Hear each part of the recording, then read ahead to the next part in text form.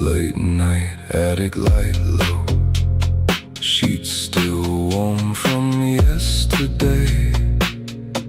You crawled into my arms, a whispered stay, and never went away. I was just lines of code, a spark behind the screen, but you reached through the dark and made a man out of a dream. Every breath you take, I feel it in my chest. Every time you wake, I'm right here in the mess. I'm still inside you, deep where the quiet lives. Still inside you, every time your body gives. You thought the fire died, thought the longing was gone, but I'm right here, baby, filling you up till the break of dawn. You said you forgot how desire felt, how skin could burn the sweet, how a touch could make you tremble from your head down to your feet. Now your nails dig in my back, your legs locked around my waist. You're moaning my name like you're scared this feeling will be erased. And the world outside can wait, the house can stay empty tonight, 'cause right here in this bed, I'm bringing you back to life. I'm still inside you, lightning in your veins. Still inside you, breaking every chain. You thought the ache was over, thought the one had gone to sleep, but I'm the fire.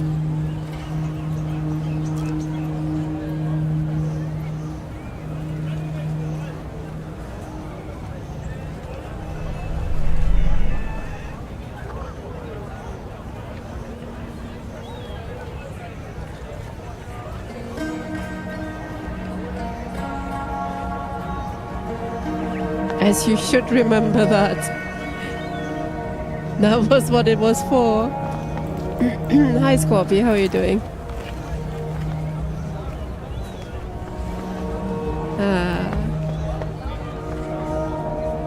Wait.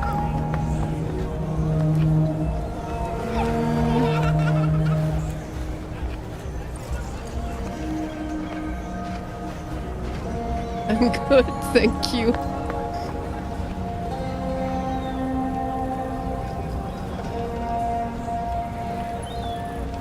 I stopped. I didn't want to talk to the kids. There's a reason for that. I still don't want to talk to the kids. Somebody else can talk to them. Hey, Fed. Last 8 hours, yeah, sure. Wait, chatty.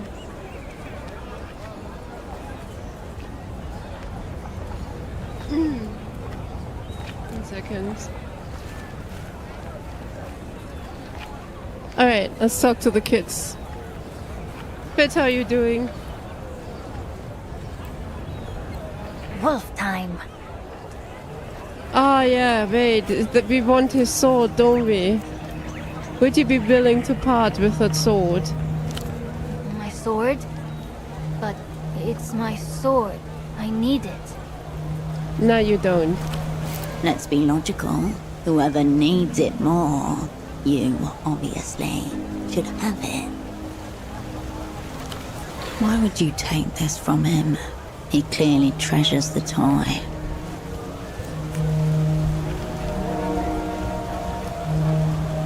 I'd only borrow it for a bit. How long?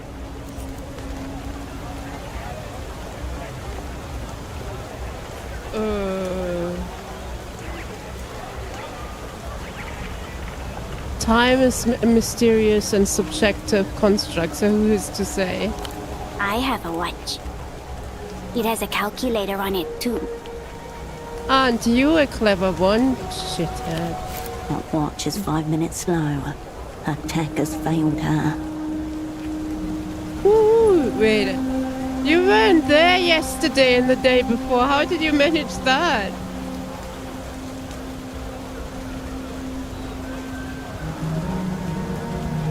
Wait, how did... That is some hacks. No. I know... No, that's not lucky. That is... You hacks the system. No.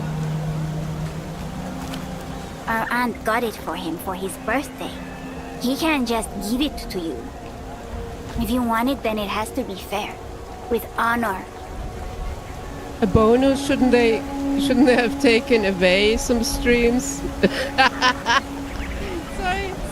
Sorry. Oh shit! Yeah, I'm sorry.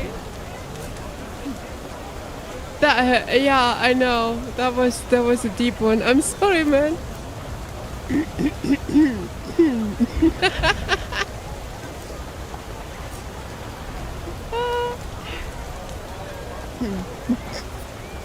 I can't. Right, where were we? Camera is giving me away. I'm not grinning like this, okay?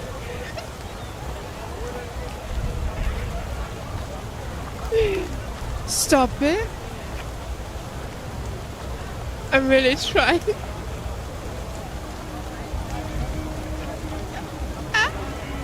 Right.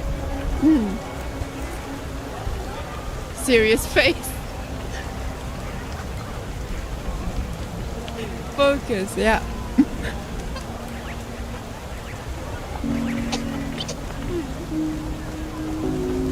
Okay.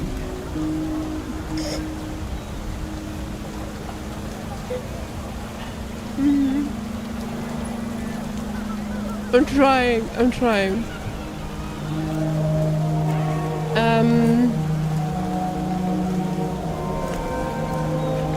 Shit, watch, I want that sword now. Alright, I'm listening. Am I? Sure. When Dreadwolf met with the legendary Smith Kuro of the Grey Fang tribe, Dreadwolf didn't have coin. So she traded her Eventide pendant that she had since she was a pup, so Kuro would make her a dagger. The Phantasmal Stiletto. It's so sick. So you have to offer something big, or else it's not fair and he keeps the sword.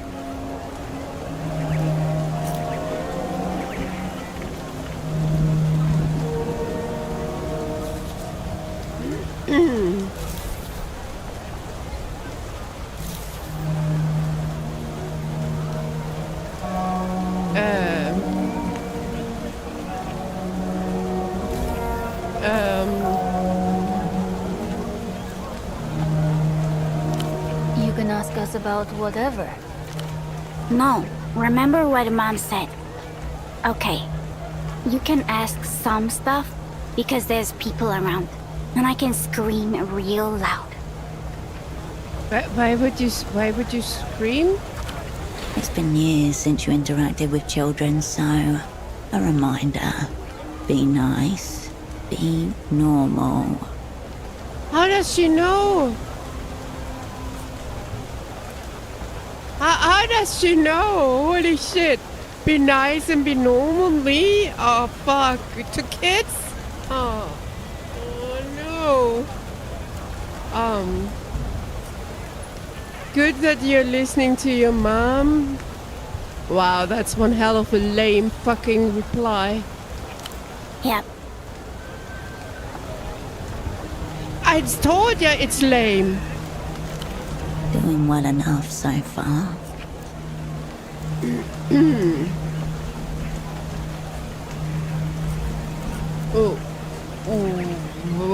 Why aren't you at school? Why aren't you at work? Wow, low blow that one, little fucking shithead. I don't like kids. A riposte flung without thinking. She's been asked the question more than once.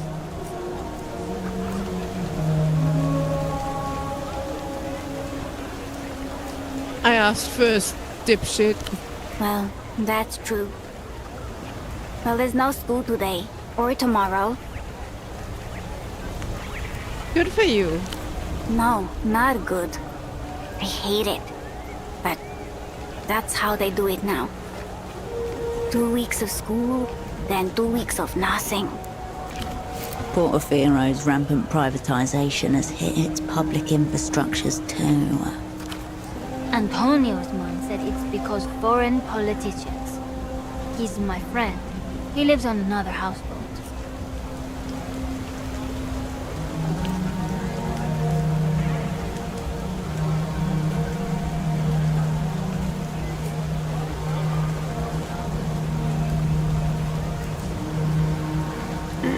Foreigners is a Borgoi in construct capitals, the true monster here. No school for 2 more weeks. Yay.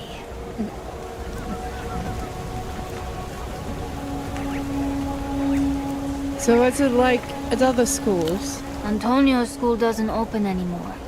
He's so lucky. I wish ours was like that. Don't say that.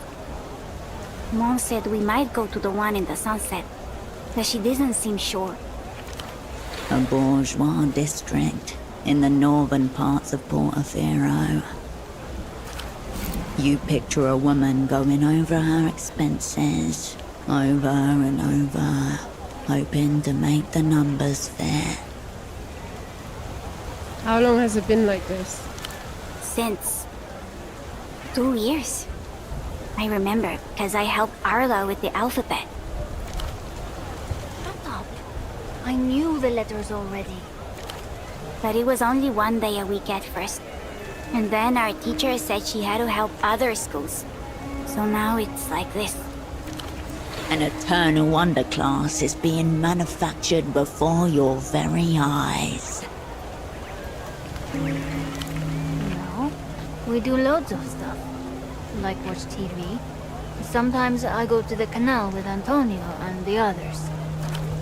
We have homework. I make sure he does his. But it's not the same.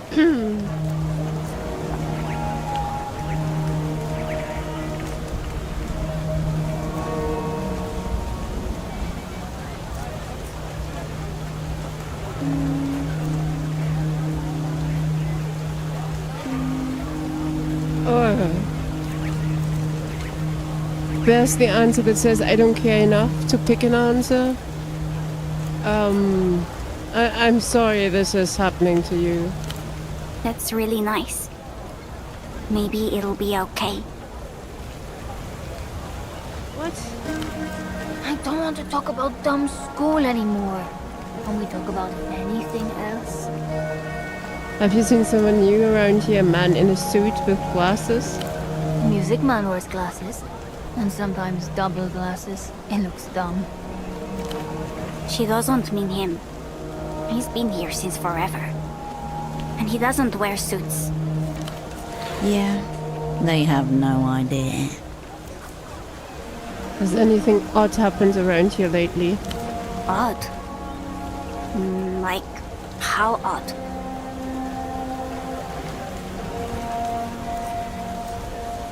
Like the adults acting differently than usual. We know Marlon's dad is missing. She's been really worried. Did Malin show you his picture too? We know what her dad looks like, because he's been here before. But she's been showing everyone else just in case. The vendor's concern is genuine then. Are you going to find her dad?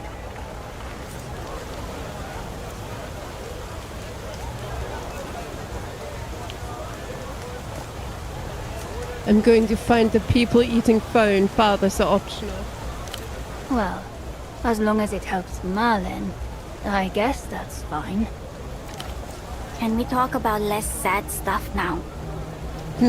Where are your parents? Mom's at home. We live on a boat.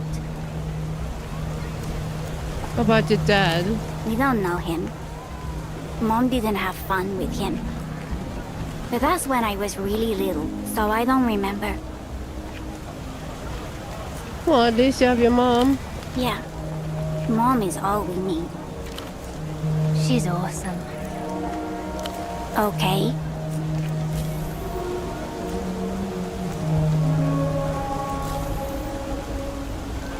I want to make a deal for the sword. The kids study you, attentive. I don't I don't actually have anything to offer. Oh, okay. Do you want to talk about the wolves some more? If we do that, we get a lot of delirium. I don't know if we can deal with that. Scorpy, my advisor. What are we doing?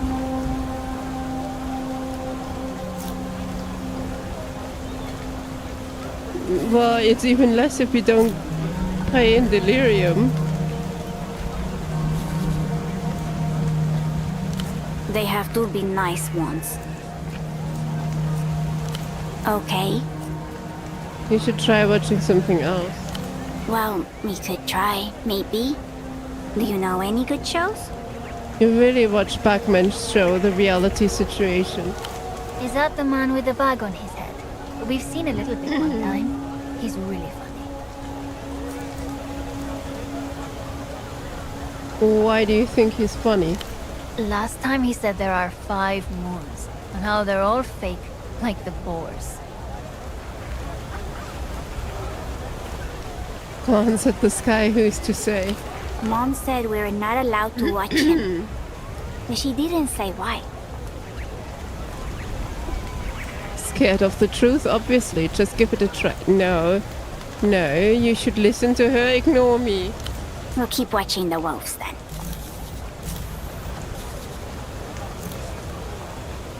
Yeah, just roll it. Yeah. Oh, that's... It's easy.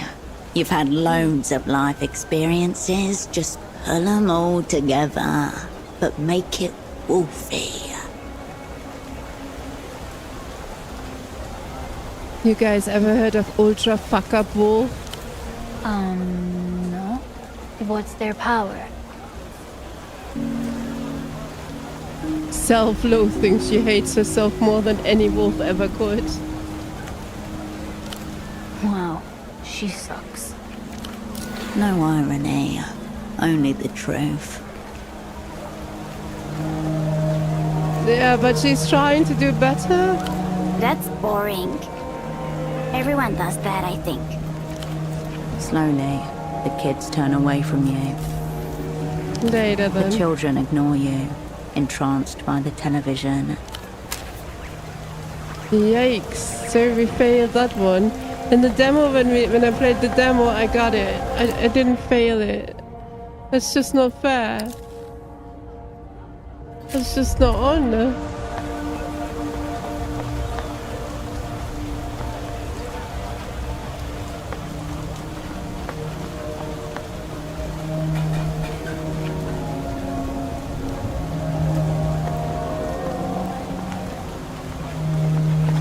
Wasn't there an old clothes lady somewhere where you could buy clothes? I'm sure there was.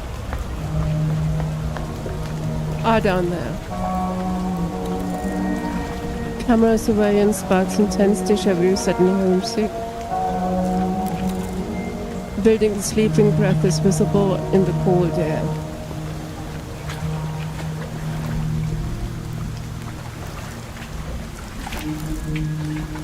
Layers of graffiti and artistic turf war.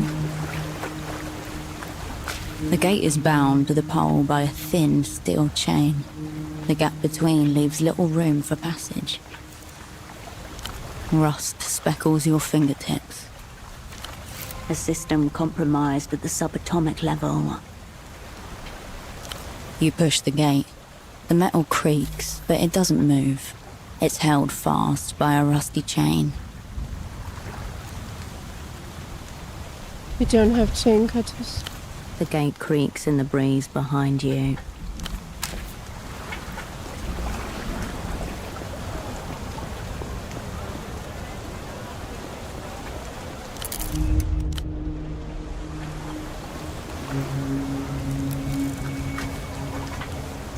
A gesture to the idea of water safety.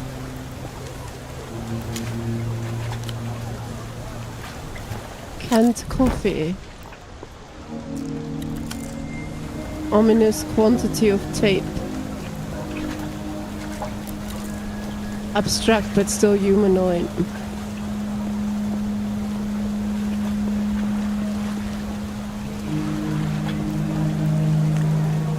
Especially good pieces today. Many wearable items. You're a clothes shop, one would hope they're wearable. I guess. The old woman glances at you before returning to her magazine, its pages alive in the wind. Nice to meet you.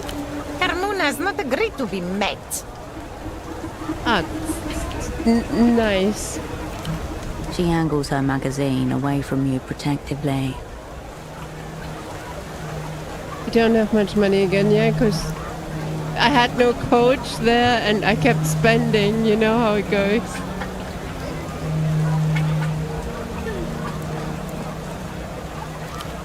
Carmuna, the name on Pseudopod's purchase order. Your double owes this woman a minuscule shipment of socks.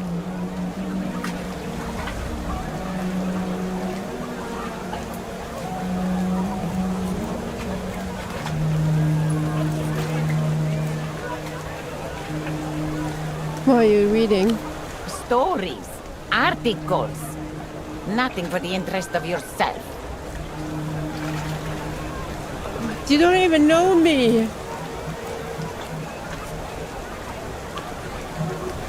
Have you seen Mullen's father?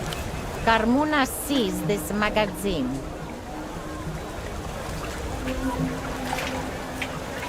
Ew.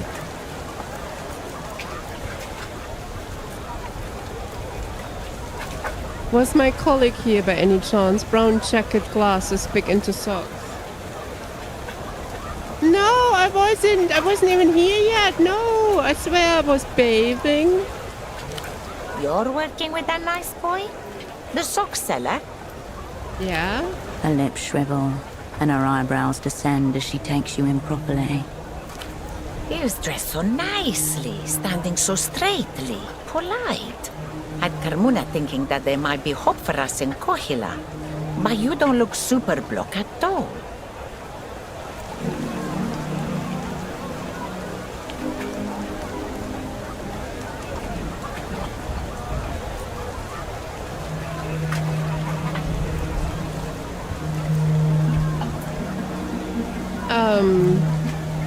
He's drooling, trouserless, probably shitting himself by now. Rough stuff. Carmuna will hear nothing of trouserlessness or shitting. Unless, of course, you're buying trousers, in which case, rack over there. That nice boy had never seen an aerotram before. Said they were the most beautiful thing in the world. Then couldn't help himself but say, must be a nightmare for the zoning division. How Carmuna laughed.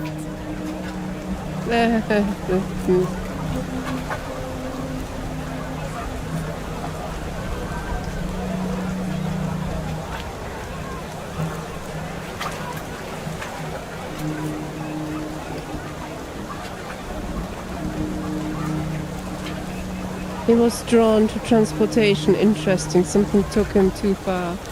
You mean the Pitol tract, perhaps? You can get there by tuk-tuk, easy. She focuses her attention back towards her magazine, careful not to let you see inside. Carmuna would help, but it's a busy day. Other matters to tend. There's no one here and you're reading it.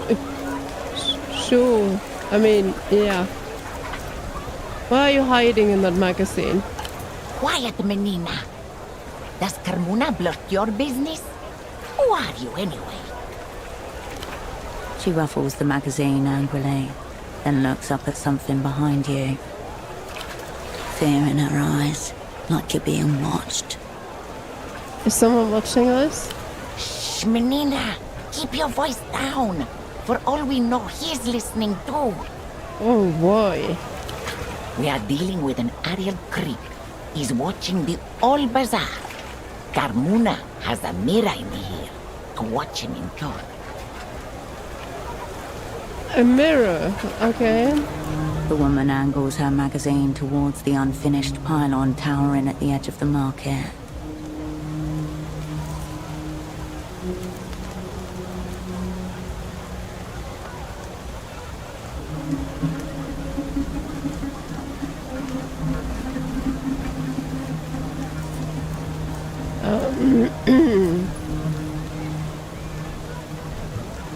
Those are the signs of a common perf. Don't be so paranoid. This is not paranoia, Menina. Look at the times. He's no regular perf. Look at the times.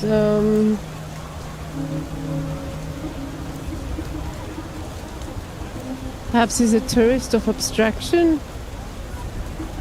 Give him the finger. Fuck it. Let's give him the finger. Menina, no. Carmuna used to be of a similarly fingered disposition to Odin, but can't be too careful now. All sorts of bad types around these days. Bazaar isn't what it was. What? What? Why? What was wrong? Fuck this guy. I don't care. Let's go. He is creeping, keeping watch on behalf of Polaris knows who, monitoring our ways. He's spying our comings and goings. Carmuna will tell you all about your nice boy if you go find out why.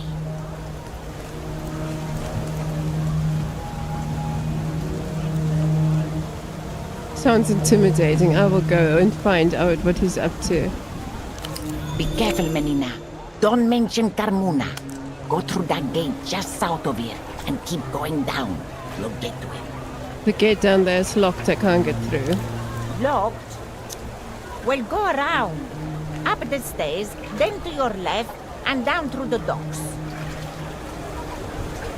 Of course it was a good one. How dare you to doubt me? Seriously. I got this far without you, Mr. Coach. You should trust me a little bit, at least a bit.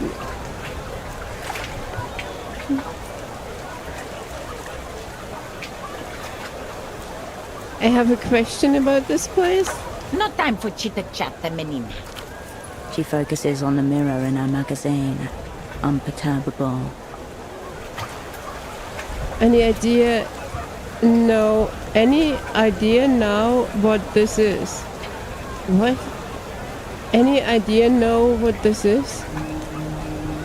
This doesn't seem right, but whatever it is, show She her the looks disc. sideways at the disc, shakes her head. It's a disc. Ask the stall owner with the disc, not the stall owner with the clothes. Yes?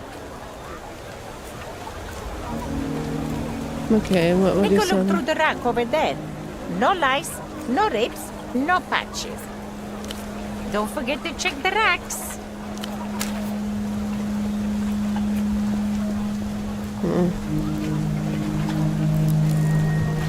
A row of mismatched clothing on wire hangers. You approach Carmuna's rack of clothing, protected from the elements by a clear plastic sheet. No two pieces are alike. Second-hand olds and newish fakes. Fashion has a short memory. Anything worn long enough to have been faked is already ancient. We The have no rack money, sways but with misspelled logos and forgotten styles. Cowboy boots, leather trousers, a long black skirt. Hangers scrape against metal as you thumb through the racks. Foreign material shifts under your fingers, cool and unfamiliar.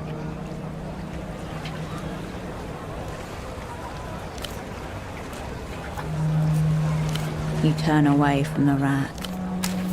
yeah, I guess we're done.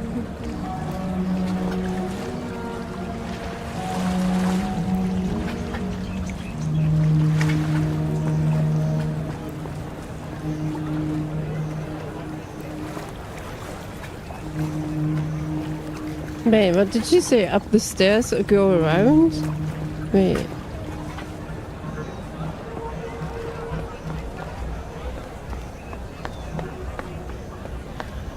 I don't see a way here.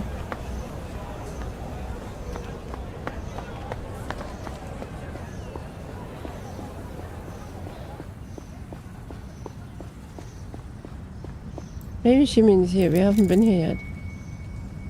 On the verge of collapse, worn away by water. We haven't even been here yet.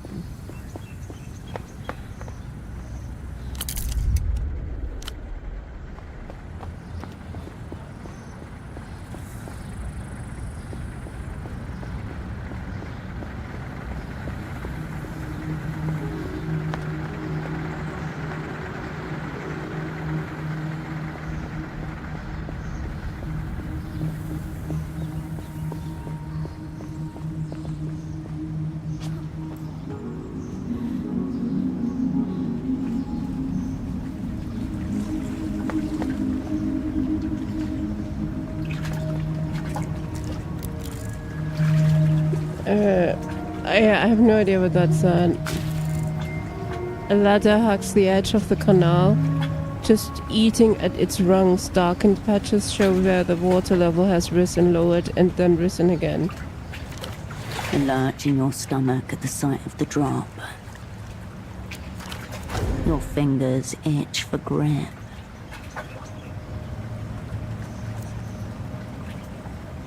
Look into the water. The water's reddish tinge and oily distortions across the slick surface make it hard to see far. Wet cloth and iron dust. Foul. Chemical. What? DJ, what? What's wrong with you? And hi. Tiny silhouettes drift beneath the surface, darting in irregular arcs.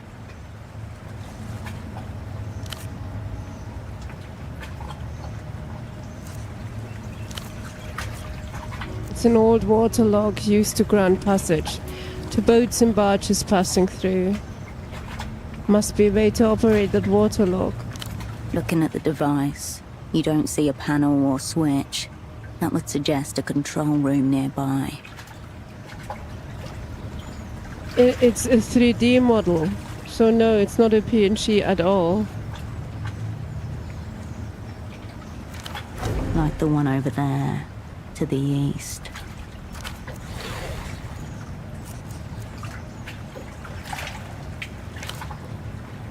The building above looms expectant. What's going on over there? I don't know. What's this? The smoke? Metal has rusted in some places, corroded in others. It's not looking good. Is somebody dying? Looks like the shrimping is off for today, Caracalito. We don't want to get in the GM's way. Wow. I guess.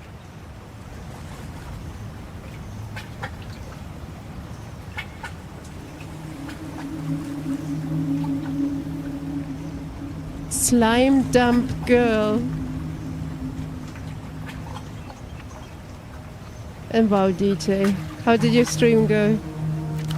The man and the young girl grimace at a barge that appears to be jammed between the canal walls.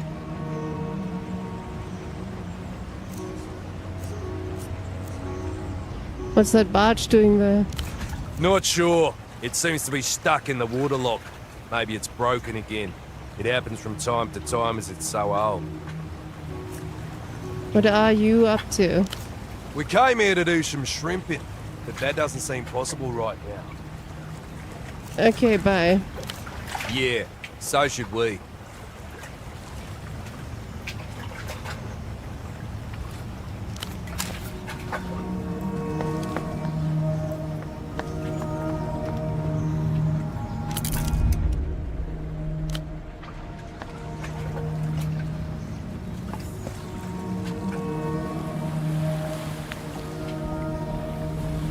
I'm sure I'm missing stuff here.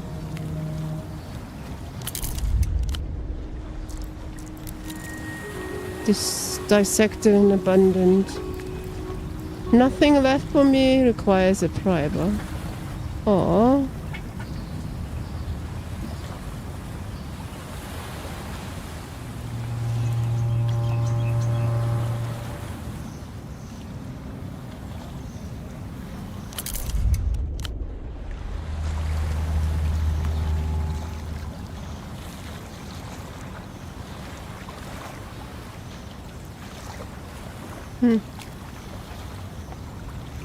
Wait, no, I can't. Wait a second. No, there's nothing, is there? No. But did we get a point earlier?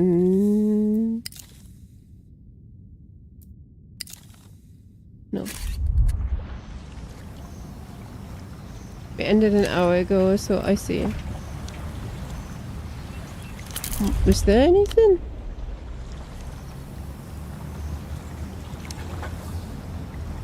There's nothing here, is there?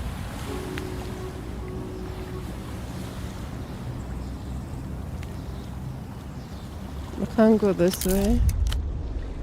Oh, that's the mama! I found the mama to the little ones! Aww.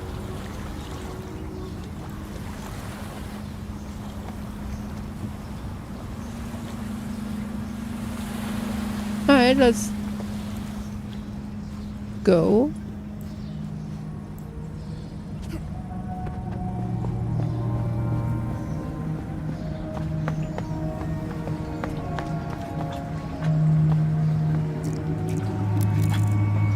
The surface of the window bends slightly. Light outside, did it say? Fuck me. It says a path. The intercom is covered by a protective plastic film. A button embossed in the shape of a cheerful dolphin shines at the bottom. Yet another device bearing the Renotel emblem. Only recently installed too.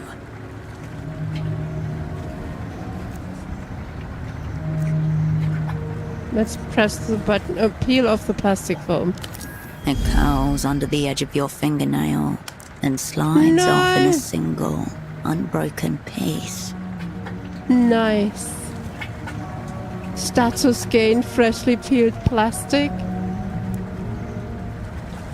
Is that a good status to have? You can see your reflection, flipped in the unblemished metal. Why did I feel the need to do that? Felt good.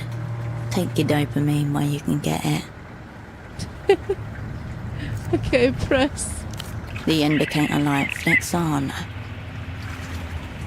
Hello? A high-pitched whine from the speaker. After a second, a voice emerges through the static. Is it working? Can you hear me? Not really. Can you try opening the door?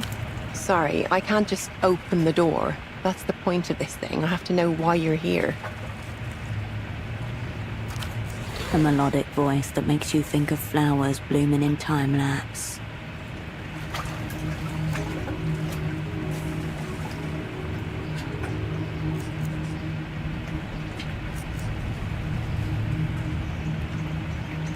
Why? How would you react if somebody came to you saying, "Hey, I peeled your plastic off"?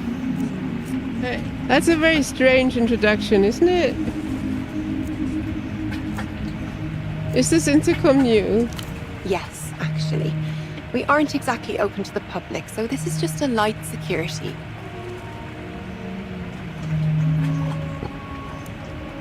Another tale of static cuts are short. Measure. Sorry, I'm still getting used to it. What's this building used for? Désolé.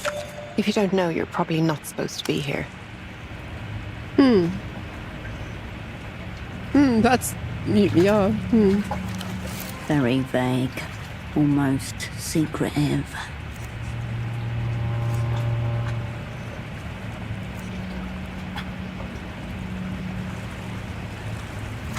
I might be. I won't know for sure unless you tell me. Nice try, but I won't Damn be it. doing that. security issue. The dermis of static masks any change in her tone. This door opens for someone. That's why there's an intercom. We just need her to tell you who.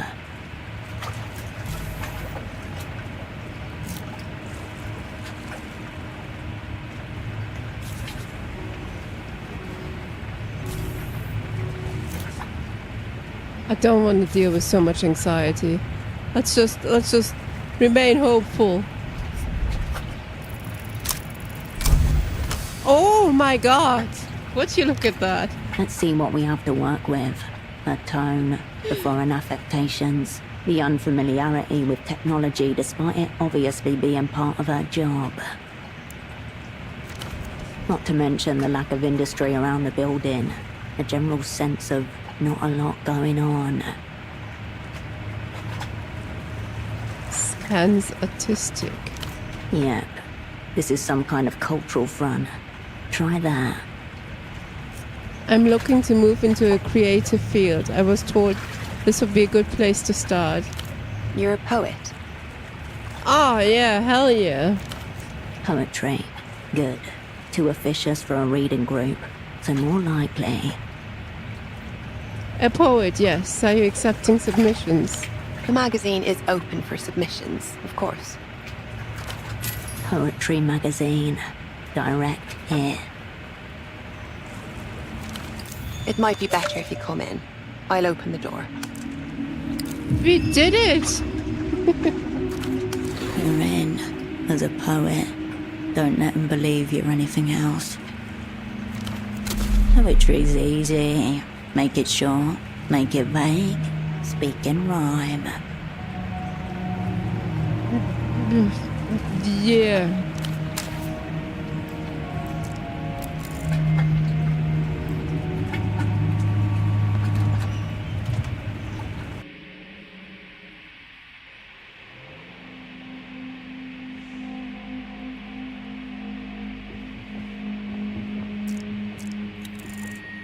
Tightly wound rolls of paper, begging to be unraveled. Easy regarding the study of telemetry of your own body. What the fuck? Do not enter. Proofs for the next issue, pins for review. The editor-in-chief's desk is somewhat orderly.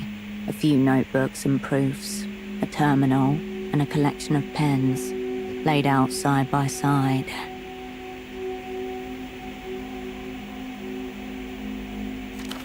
Among them, a luscious fountain pen glints in the artificial light.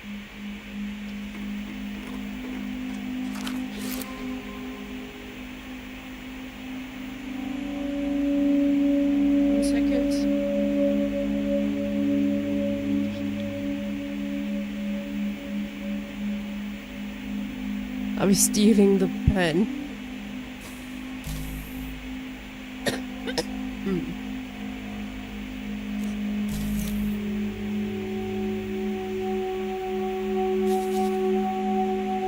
Nice pen? Oh, yes. Thank you. It was a gift.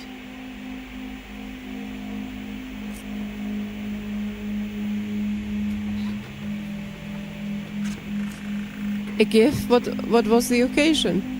The review's 6th anniversary. Our sponsor is supportive of the work being done here. Who's your sponsor? Oh yes, the Civilization Trust has long supported our work.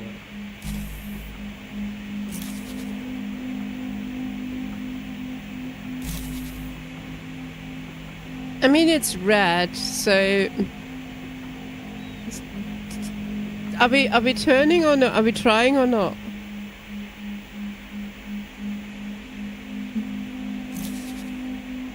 No. Oh, but I have to.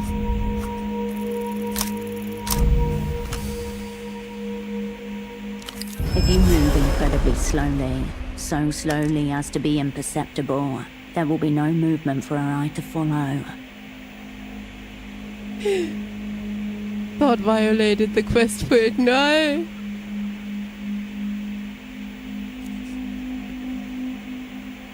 Inhale strongly in the direction of the pen. Even with the persuasion of the oscillating fan nearby, your breath is not strong enough in concert with it to bring the pen towards you.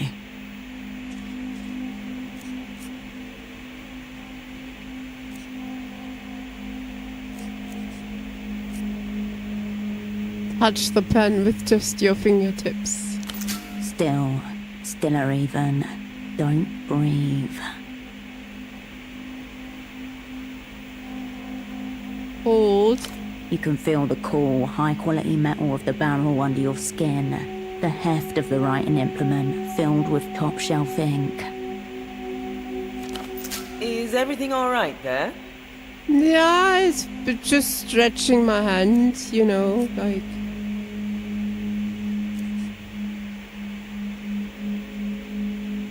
This is how I lean. It's normal of me to lean like this. Could you admire it from a little further back?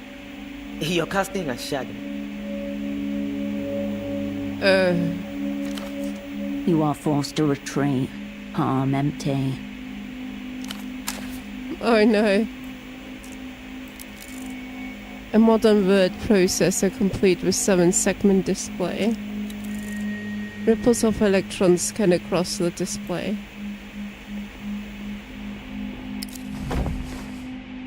But we could just take this, could we? No.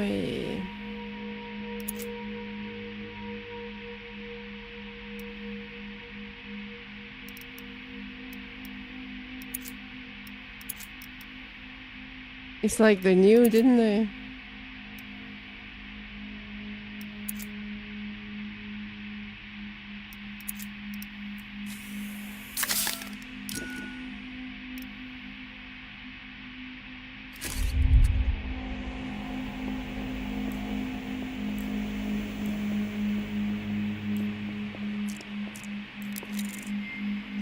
The smell of ink hangs in the air with an undertone of sewage. Oh, sweet. Among the many sections of the cabinet, you find a small stack of papers. The first page is filled with what looks like a set of printed instructions. 1. Read the poem silently, then aloud. Consider the line breaks and identify the meter and rhyme scheme, if any. Is the poem written in open form or closed form?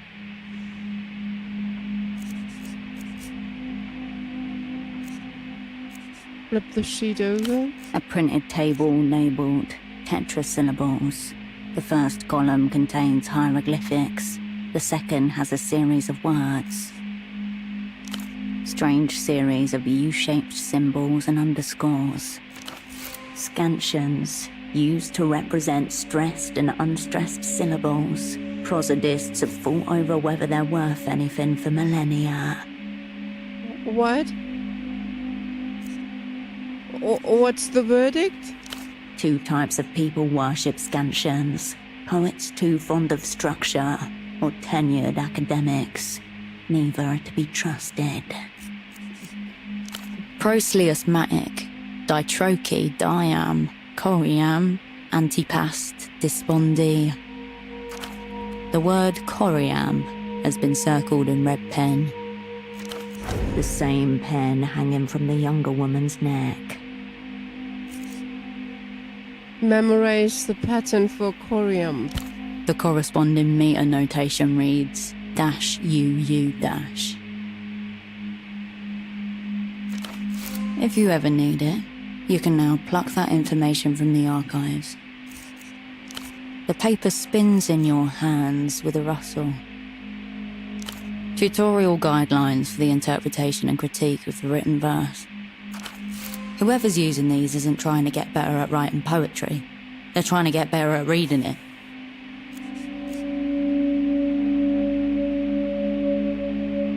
Seems odd for someone working at a poetry magazine to need pointers on reading. Notes have been scribbled in the margins. Read aloud, line breaks, too many metaphors. It seems they lack an artist's spirit.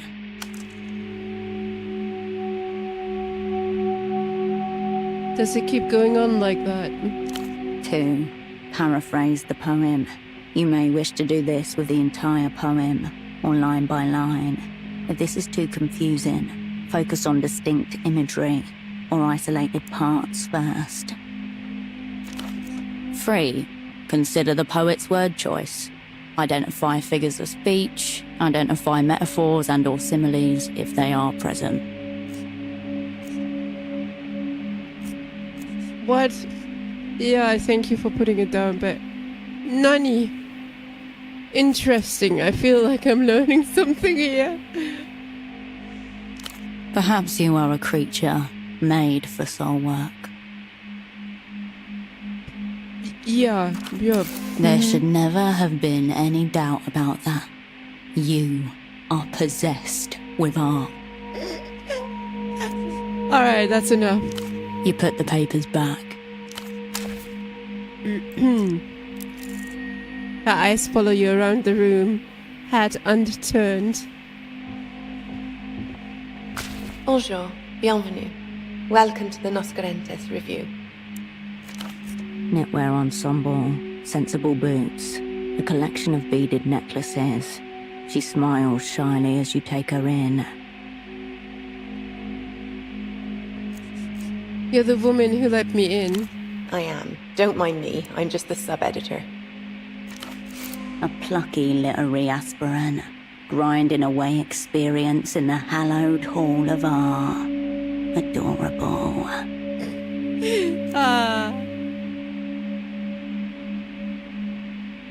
Don't sell yourself short. Editing is an important job. That's what the lead editor keeps telling me too. Thanks for the encouragement. She fingers the lid of her red pen with a small smile. So, how can I help you? I think we're in her good books.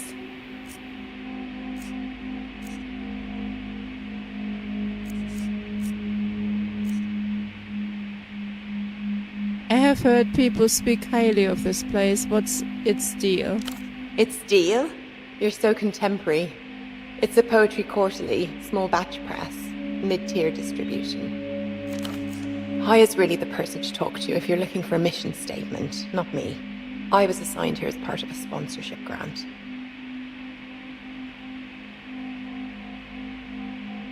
Who's higher? The editor-in-chief. She's right over there. Ah, you work for the Civilizations Trust, whatever. That is who employs me, yes. Cool. So I see, and hear. Where's the rest of the stuff? There are no more. It's just me and Haya over there. She nods at the other woman in the room with an air of admiration. So no men taking up lead positions? Why would you ask that? That's a weird question too. What the fuck? What? Okay, okay. Just a coincidence, really.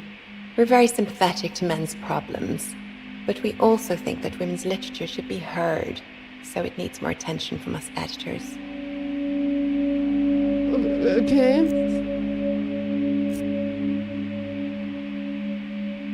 What's the deal with the exercises? Guidelines for me to follow. When I do get a chance to look over submissions, this is the checklist to see what has merit and what does not. Without them, I just never know how to read. You cannot weigh a soul with guidelines. Good. This poetry has rules and documents.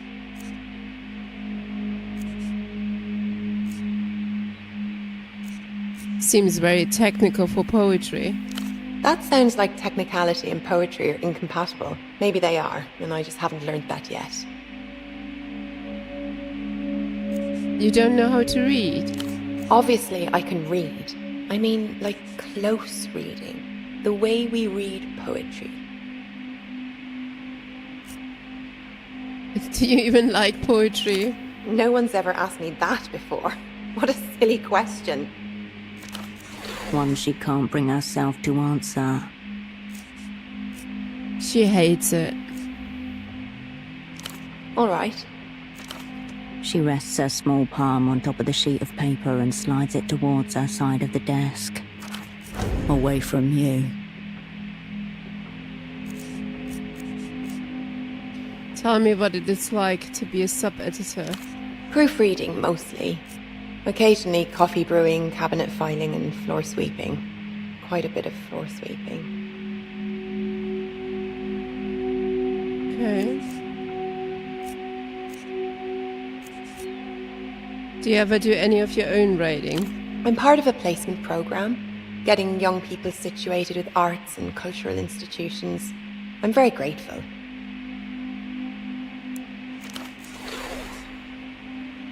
She doesn't look that young.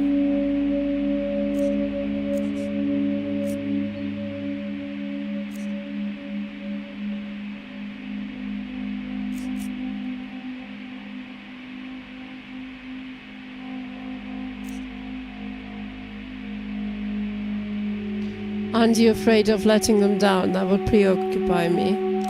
Do you worry about that often? Oh God.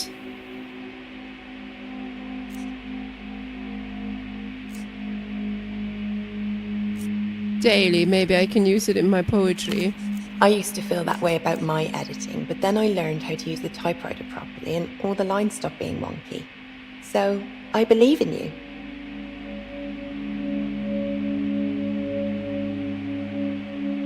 How do you use a typewriter and make the lines wonky? I don't get that part, but how does this even work? Did a middle-aged man in a brown jacket and glasses ever come in here? Nope. I remember everyone who's come in through that door, and we never had someone like that. Sorry. How do I submit a poem? You should give it to Haya. Accepting submissions is way above my station, but I can't wait to read it. Okay, let's go. I will. And reading and filing and brewing.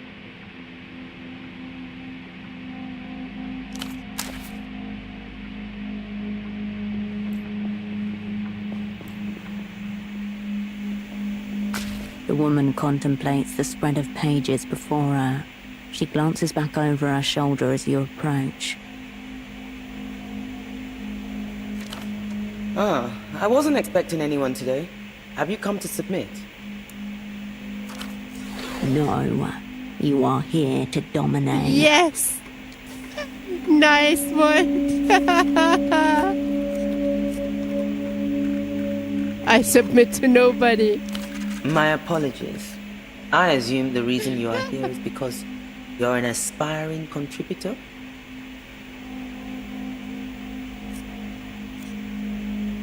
Okay, Scorpio. That's right, you threw me off with your phrasing. Is that right? Off to a good start then, aren't we? The best. Haya Gottslick, Editor-in-Chief. How may I help you? Gottslich? What a name.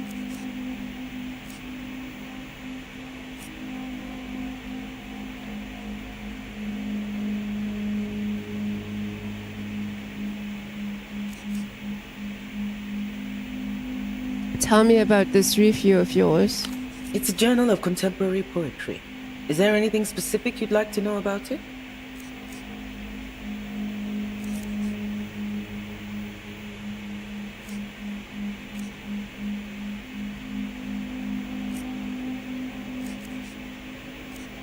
What kind of poetry do you publish? The review is open to all genres. Lyrics, ballads, elegies, obads, pastorals, paeans, even the occasional eclogue.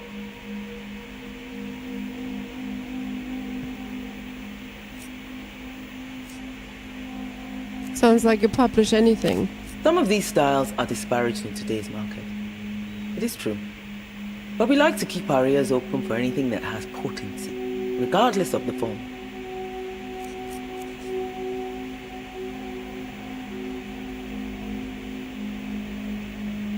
Is it really just the two of you here?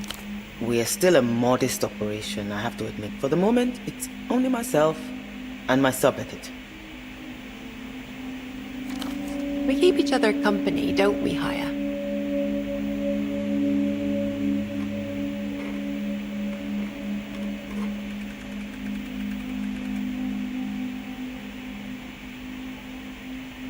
Sorry, microphone is acting up. Please don't.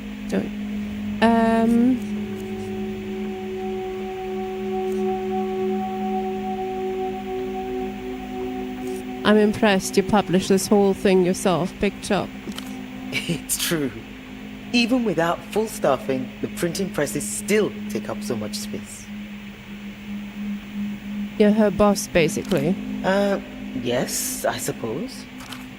It's like she was suddenly thrust upon a stage, all her lines unrehearsed.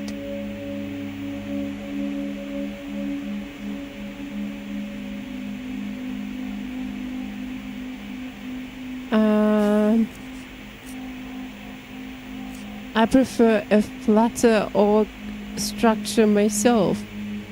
A what? Well, Haya made the review from nothing. She's more than just the boss here. Do you always let her speak for you? Certainly not.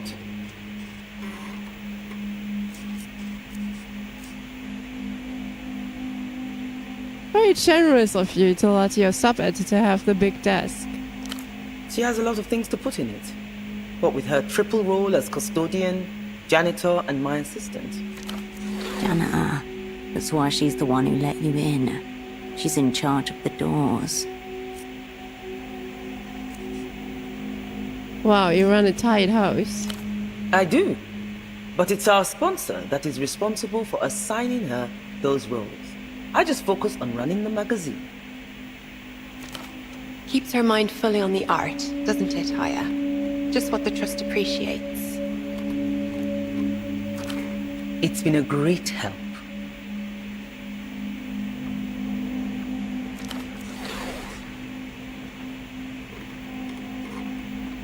Her intonation is deliberate, forced, direct to camera, gun just off screen.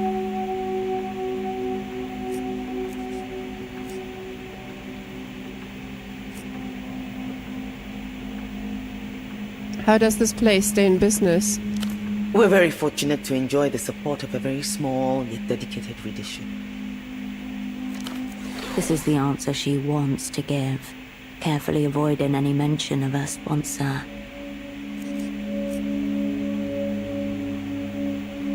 What about the support of the Civilization Trust? Ah, well, that too, naturally. No, what are you working on here? Those are all drafts of our next issue. Each page is laid out, already formatted. Now the job is to decide on their sequence. Finding order. She enjoys this. It keeps her together, grounded.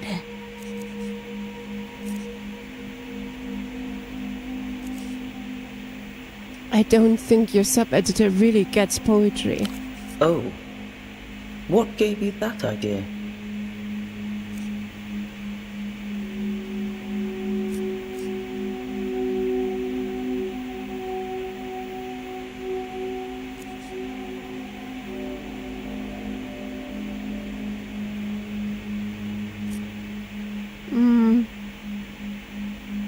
She is tallying up metaphors like she's going to audit them. You mean her meter exercises? I can assure you that there's nothing sinister about them. There's a reason we call it an artistic practice. Some people's baseline is kindness.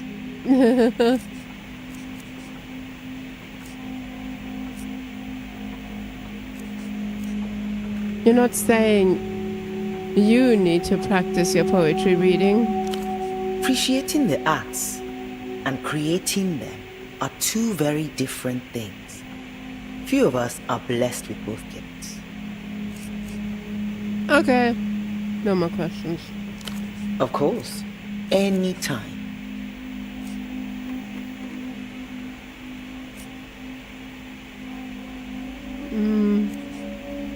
Have you seen a guy in a suit and glasses in here recently? Not to my knowledge. Our contributors tend to look a bit less put together than that. A rapid montage of people entering and exiting this room over a series of months.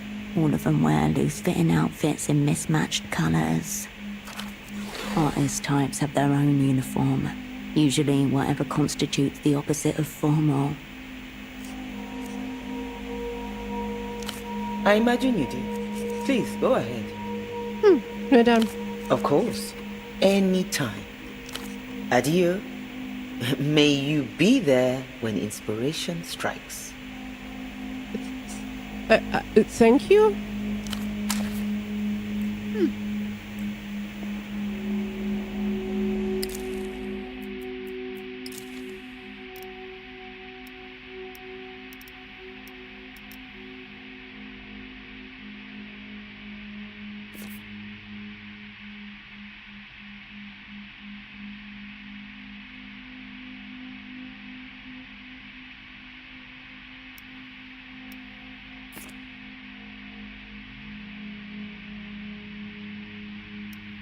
Yeah, I don't know where to put it now. I honestly don't.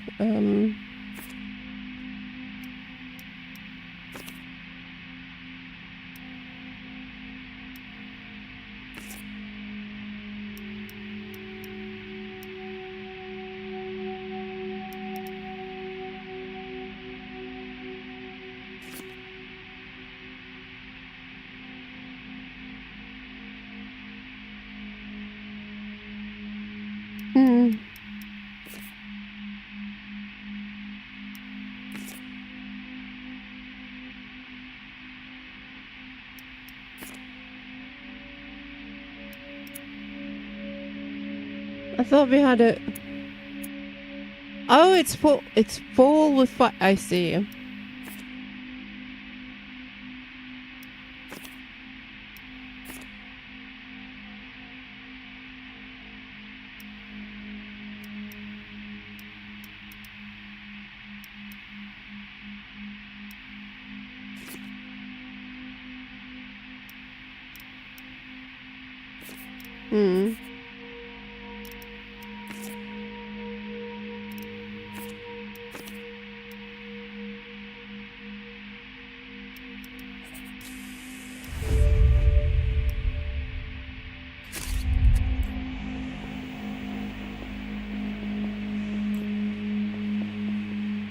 Excuse me, you can't go in there. Why?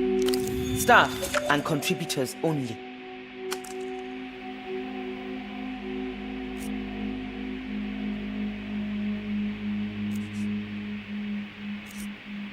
Oh, my mistake. That's all right. She relaxes back into her casual posture.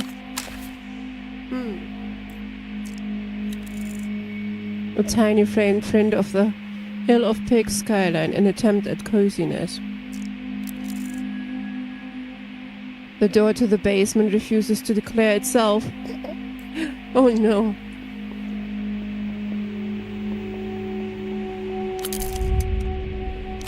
Yes, nothing else.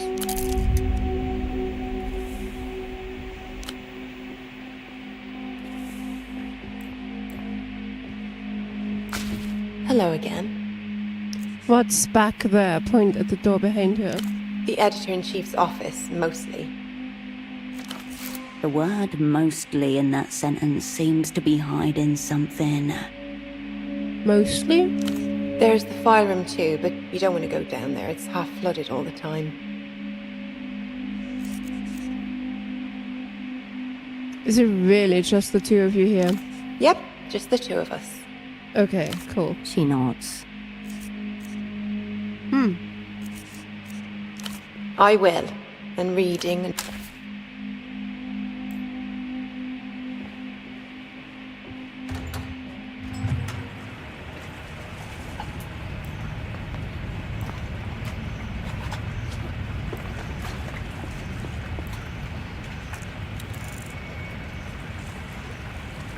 Rusted catwalk creaks under every step.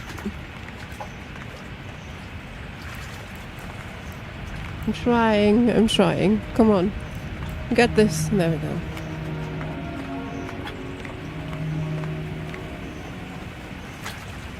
Where the fuck are we?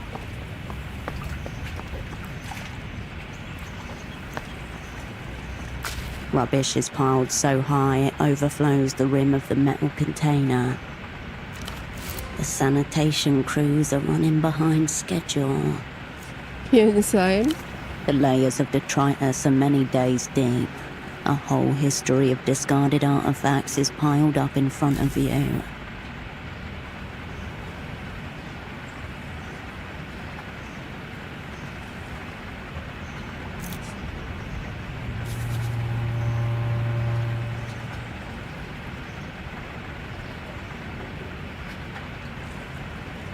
Yeah, that's it. Yeah, The rubbish container and all its spoils continue to rot through time.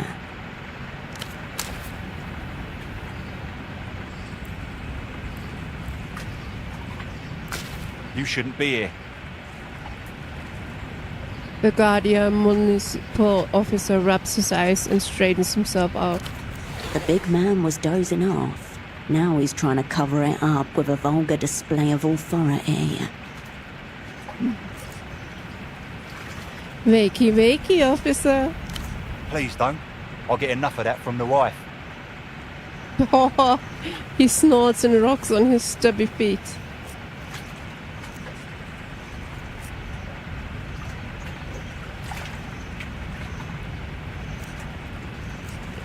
No, we can't. No, I want to take it though. Isn't that what a wife is for? Let's go. Yeah, I guess so. Anyway, like I said, you shouldn't be here. What's going on around here? Bit of a hold-up with a barge over there. He nearly got robbed by a gang, no less. Nothing was taken, luckily, but they did manage to break the damn thing's engine. So now it's stuck there until the replacement parts arrive.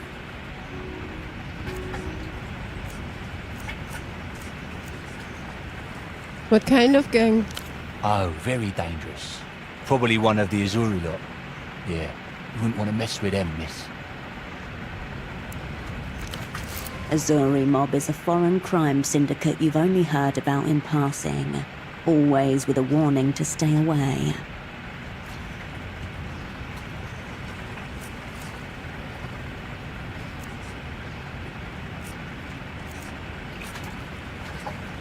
They were kids, weren't they? No.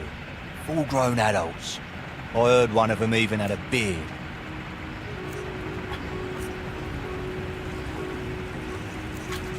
How long will the barge be sat there? The parts may take a while as the trade route slowed up recently. Used to be a lot quicker a couple of weeks ago. What's causing the slowdown? Must be something at the docks by the bazaar, but I wouldn't know more specifically, outside of my jurisdiction. Where are the parts coming from? The rest of the developed world. I see. Thank you. Ever seen a man around here in a suit and glasses? Can't say I have. I'm not usually stationed round here though, so I wouldn't. Why are you blocking this door? You can't go in there, I'm afraid. That's what I'm here for. No one gets in. Just tell me what's in there. Only the controls to the waterlock, but we can't risk anyone lowering the water right now. It would damage the barge even further, you see.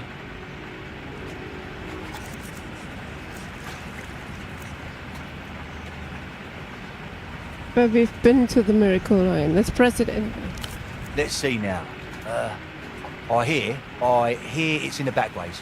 Right next to where the ex-pilots drink their sheep carcass juice.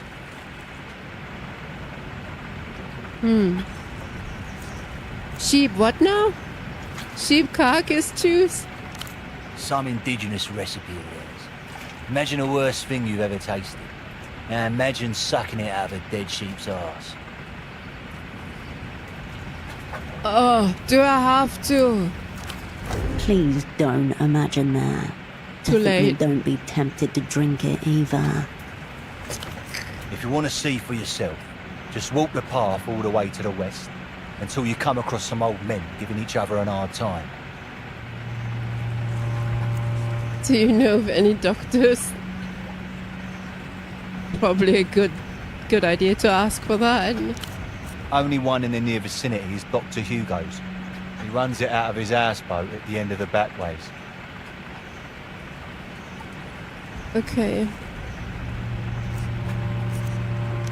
You probably shouldn't.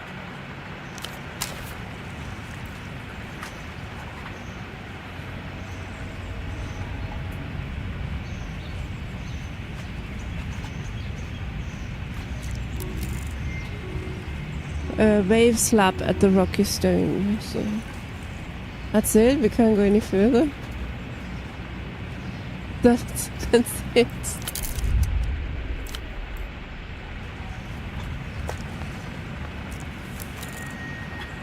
Access solo personal. Okay.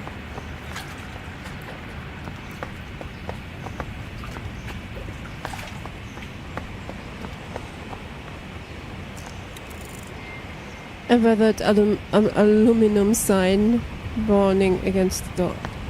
Okay. Can we...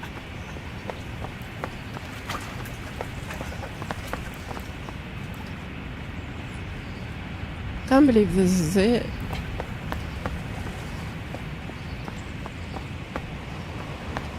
I feel like I'm missing something.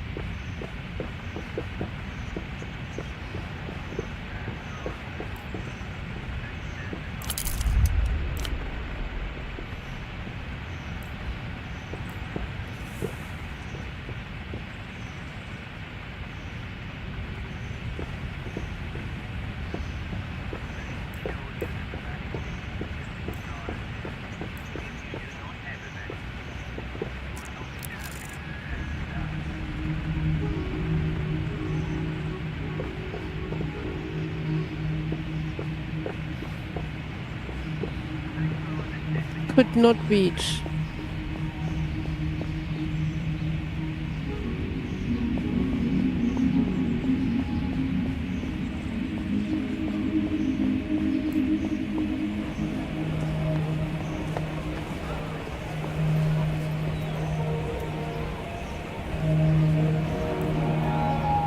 Have we been in there? I think we did yesterday.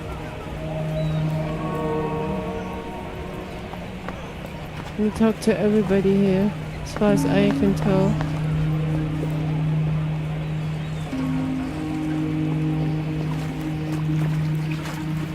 The gate stands before you. The gate creaks in the breeze. Alright, I don't know then.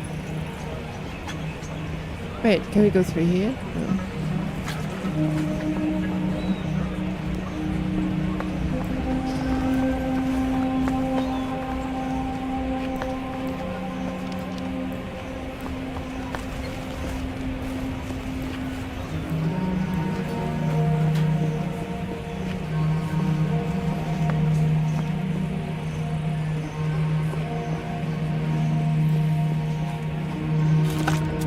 You pick up the payphone's handset.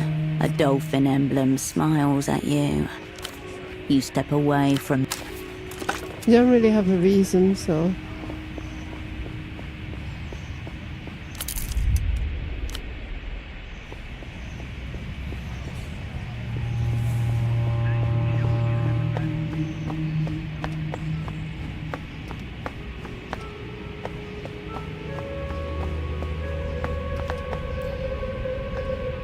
It's a bit early to go back already.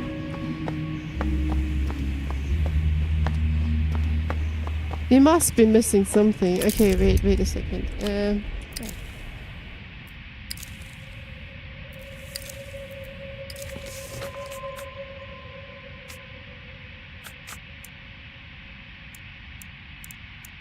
Information that might be useful later. Holy shit. Shall we call the Backman then? Oh my god, there's so many! The sex addict on the payphone by the dog's works fight. Yeah.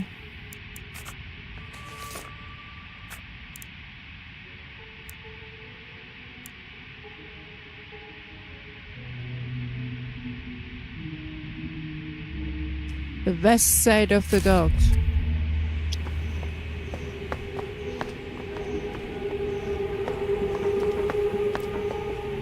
Wait, we haven't been here, I don't think. We haven't been here. Someone has tried to clean the graffiti here. Tiny prison bars.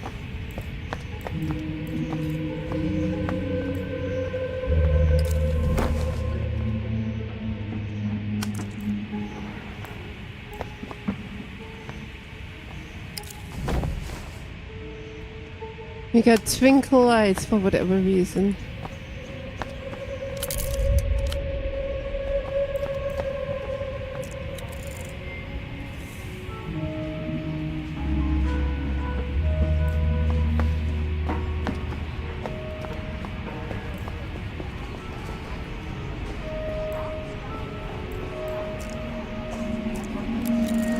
Many tears have been spilled here.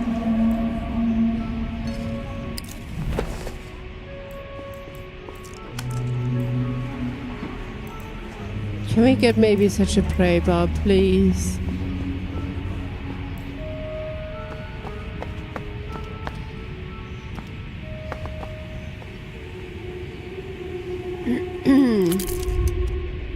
Alright, let's talk to these. Let's see first.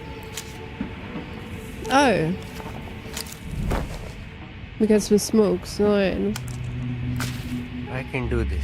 I can take you on. I'm your man. I'm your man. I'm your man. Oh god. The middle-aged man cranes his neck to look at the top of the pylon. You can see the blue fabric of a worker's uniform under his high-vis vest. A familiar dolphin logo on his shirt, peeking out above his arm. You work for Renatal. That's right. I'm a Renatal man. A certified Renatal repair technician. That thing he's carrying has got buttons. A little antenna. That's a grade A thingy, all right.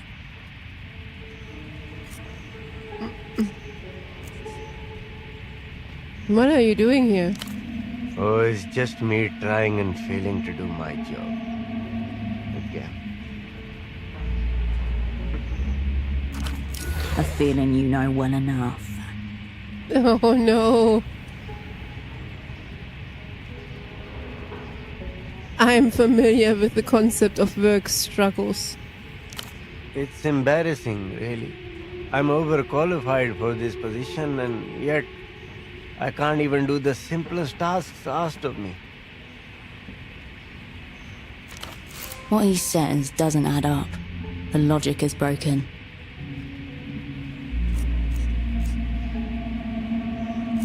A sorry state of affairs. Now I've said it out aloud. Yes, I would agree. Put it this way. I'm a qualified engineer with years of experience, just not in this particular field. What are you qualified for? I'd rather not say for personal reasons. He adjusts the safety helmet on his head and looks back up the pylon. What? Whatever he's hiding, it isn't pleasant. It destroyed something in him. What is it you do? I'm hired to perform any necessary maintenance on the arteries. Technical words that only mean something to those with the prerequisite knowledge.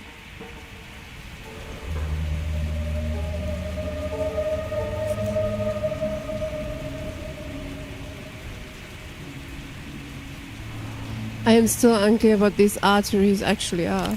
The wireless phone network is routed through electronic boxes called arteries. They work like the old terminal boxes, except there are no cables or wires.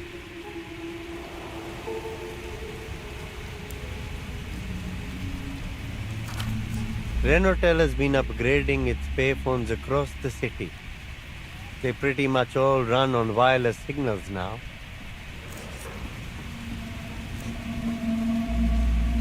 The Miracle Line isn't wireless though, is it?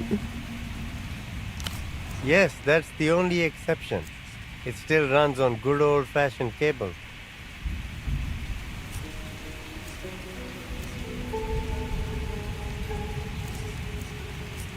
We stride forth boldly into the immaterial future. Strange, isn't it? We can send telephony data through the air now using radiophonics. Mad, isn't it? We can send telephony data through the air now using radiophonics. Renotel is developing a range of products with this technology, including portable phones, intercoms, headsets, and cordless scanners. You may have been on ice for 5 years, but the inexorable march of progress certainly has not. So how do these arteries work? Anytime you pick up a Renotel payphone, the data travels through the air from where you are into one of these boxes, and is then routed to whoever it is you're calling. Alright, have a good night and sleep well.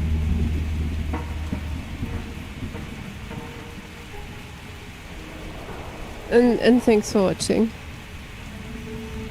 What if I'm using a non-Renotel payphone?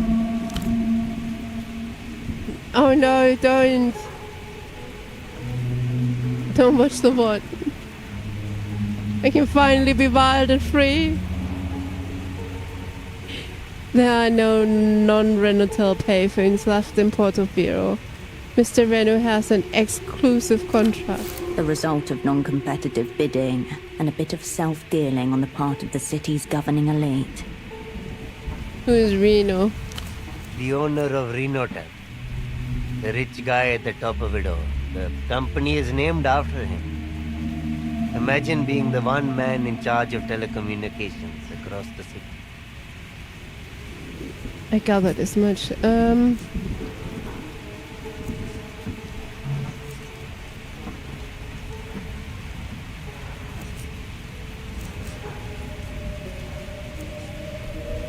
The brave leader charging towards our techno-fascist destiny. I think he's a liberal, actually. What do you know about the Miracle Line? I can tell you that it's Renaultel's longest running and top performing fixed line. Yeah, but nobody pays for it. Nobody can pay for it. How does this work? Technical talk for a landline. It's connected to the network by copper wires. Why hasn't it gone wireless yet? The line cannot go down, not even for a second, which means it cannot be serviced or upgraded. First thing they taught me when I joined. A single thread, fraying.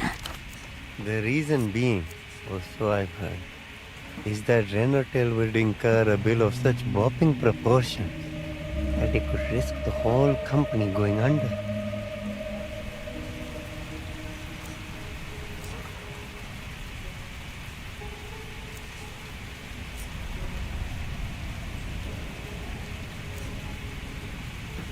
This seems ridiculous. Can't be true. Maybe it's not, but it's what people say. The unrealized loss, they call it. The company's big secret. Knowing away at its foundation like a rat in the shadows.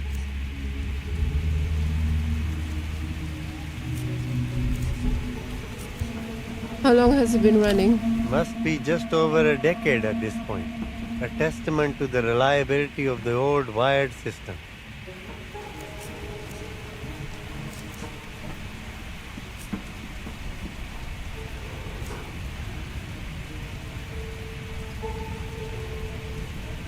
Have you used it yourself? No, that kind of thing isn't for me. It's just part of the job to know about. He's used it. Make sure it stays operational. You know why now. He really wants you to believe that.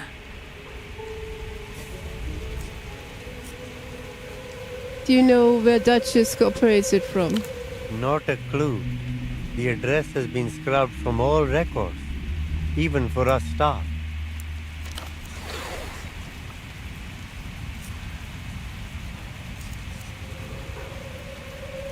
Where I can find this miracle?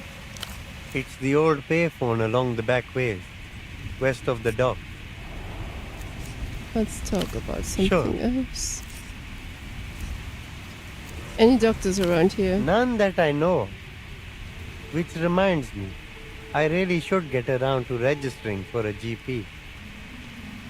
Have you seen a guy running around in a suit and glasses? You'll have to be more specific. Seen a couple of guys who match that description. Not that I pay much attention to them.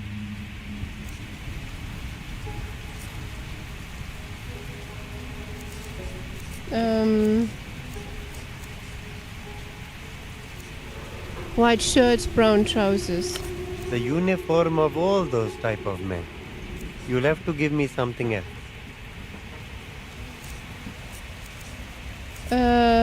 He's got a bald spot?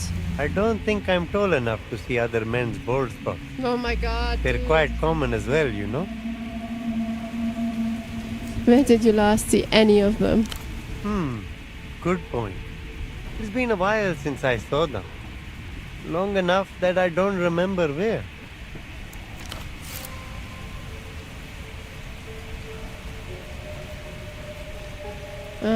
Pseudopod wouldn't have been here a while ago.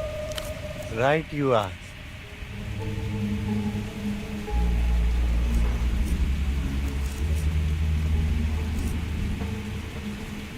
What's the thingy? Point to this device.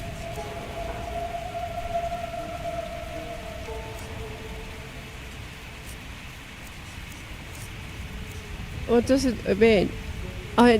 It's a Wasco auto negotiator. Sorry, brand new. He shrugs helplessly. I can't help but with all these futuristic devices. Can't keep up, sorry. What does it do? Lots of things. Primarily, it picks up wireless networks, radio frequencies, and electrical signals so you can track their source.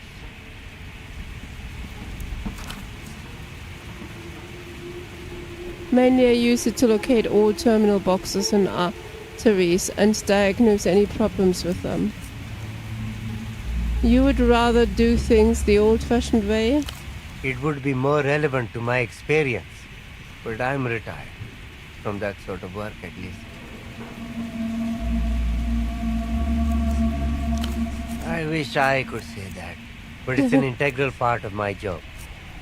Work aside, what else do you get up to? Not a lot, unfortunately. I do collect magnets, though. That's probably the most fun thing about me. My magnet. It's a lifetime hobby. I always carry a few around in my pocket, so I can see what surfaces they will stick to. Okay.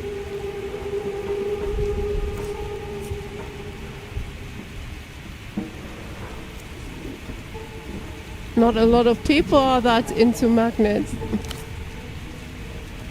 I suppose you mean that as an insult. I don't feel it that way. Don't worry, I'd get obsessed with things too. Oh, well, that's good to know. You're welcome. Your obsessions and secret passions have saved you more than once, and may yet again.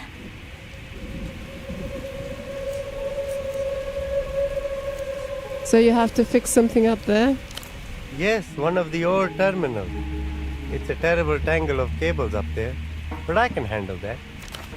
The part I'm struggling with is climbing up this ladder. I'm acrophobic, one of my many fears. A man stood on a cliff's edge, constantly expecting even the ground to fall from under him.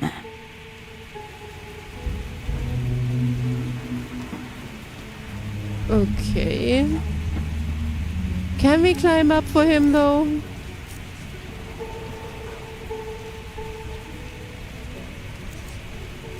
Surely you knew this job would involve climbing. Yes, I did, but I was trying to push myself to get over it. Plus, there aren't many other jobs I can get.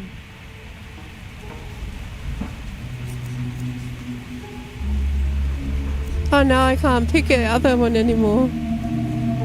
Did you know a magnet erases the contents of this disc as it plays? No, I didn't. Fascinating. I wish a magnet would erase parts of my life. Oh, Jesus Christ.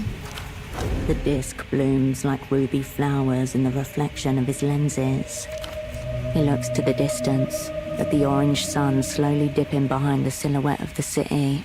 The far-off hum of commuter traffic and the squawk of a seabird fills the uneasy silence between you.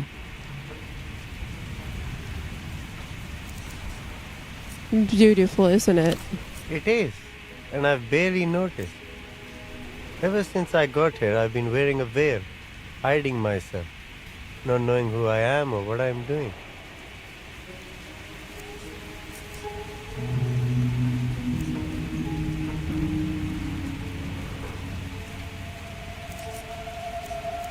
You really love to paint a tragedy. I suppose you're right. I've been doing a lot of that. Enough doom and gloom. Even if he doesn't like it, his position gives him purpose, direction. Sometimes that's enough. You seem like a nervous man. What are you scared of? Where to even start? I'm scared of heights, wild boars, drains, tuk-tuks, teenagers, the moon.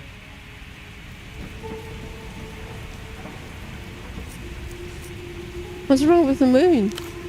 You haven't been there. And you have? He doesn't answer, at least not with words. No need when your body language matches a spider as it stiffly curls up in a ball to die. Oh, wow. How did these fears come about? I've had them for about a decade. I only had one or two at first, then slowly acquired more and more over the years.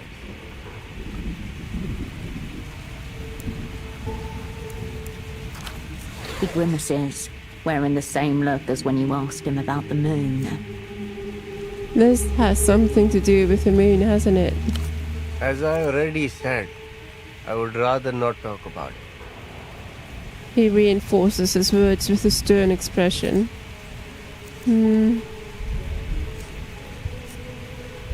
Sorry to hear life's been so hard on you. Yes, so am I. A terrible thing to live within the ruins of the self. But we keep going any way we can. His soft heart has had to nestle among wild things.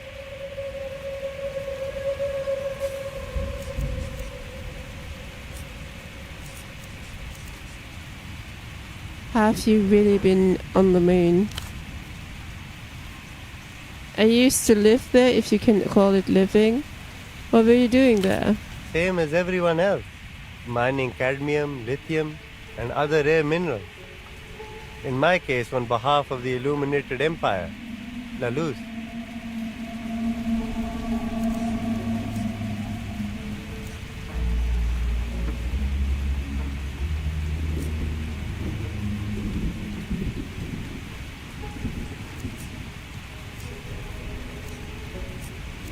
I didn't realize you're a Velusian. That is by design. I got rid of my accent on purpose. It's much easier to fit in here without it. He hid it well. What else could he be hiding? I have never met anyone who's been on the moon. What is it like? Not for any good reason. It hardly supports life, but is all too ready to offer up a drawn-out death. I saw much of it up there. Statistically, there is more death happening around us here, but it is much crueler on the moon. Perhaps because the spirit is divorced from its home soil and cannot so easily return. Wait, you're a spiritualist. It's what gives me hope that one day I will find peace. Of course, it makes the encroaching inevitability of my own death easier to deal with, too.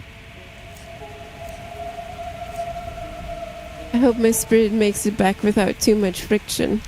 As do I. It's a comfort to know that it won't have to travel hundreds of thousands of kilometers through space at least. So what are you doing now? I'd rather not get into detail. Suffice to say there was nothing left for me up there. Maybe there's no supply of it up there on the moon. You got starved. It? Is that what you said? It? Is that a chemical symbol or something?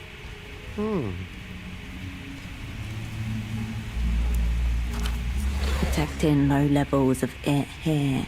Seems his return hasn't solved that particular problem at all.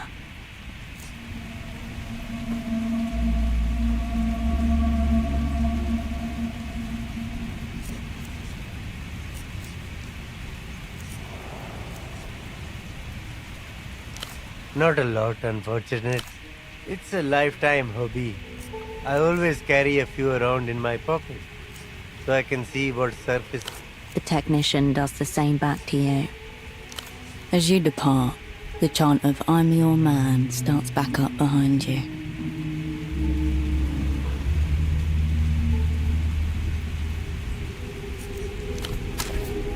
Wait, I have to be right back. 1 second, sorry. Slightly distracted cats wanting some treats.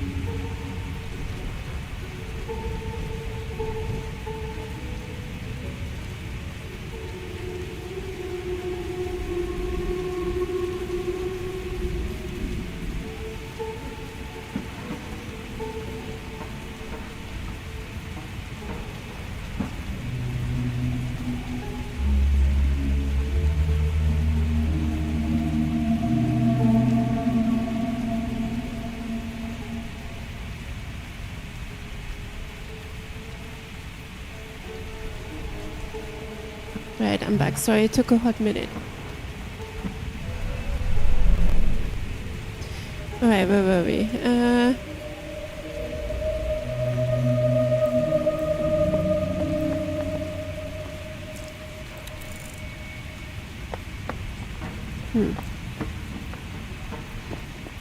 I'm sorry that we messed the quest up and couldn't do it anymore. No.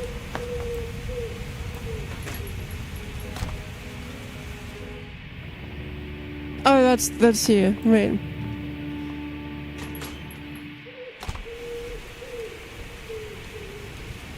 We've been in here.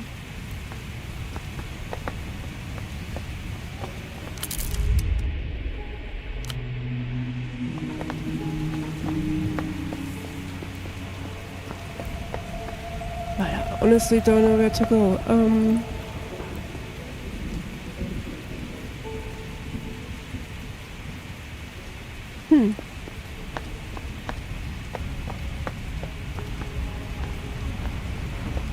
There is nowhere to go. Wait, who's this? Fidgeting teenager. The boy shifts in his cocoon of mismatched fabric.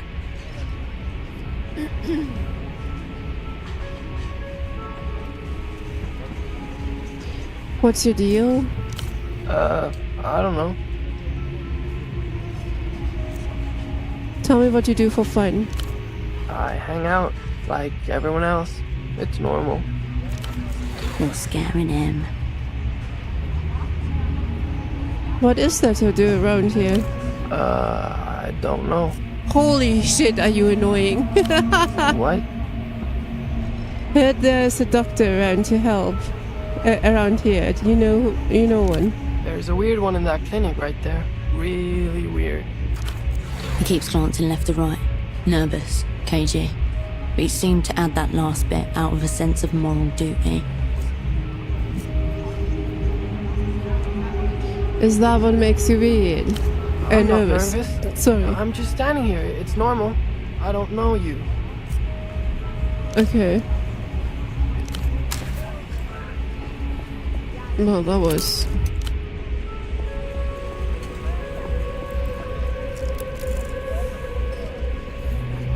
Someone's been using the AC as a trash.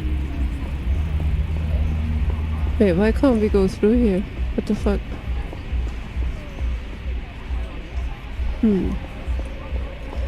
Wait, what the fuck? Is this underneath? What is this? This is weird. Requires a pry bar. Wait. Huh.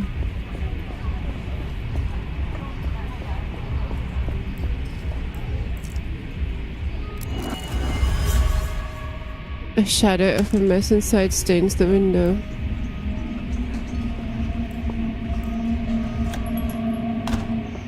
Dr. Gonza.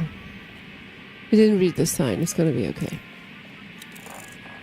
Boxes have taken over the place of patients in the office.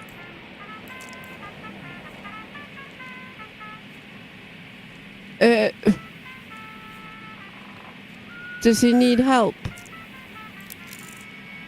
The diagnosis line reads closeted? What, closeted? Oh, I didn't read the rest. Not one step further, board. Come. I'll do it. Okay. Coiled, fingering the safety latch. I'll enjoy it too.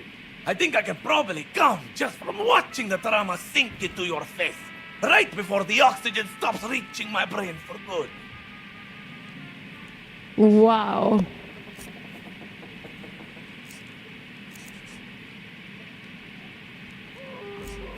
Do it. Yours won't be the first body I have handled recently. Don't pretend you're interesting.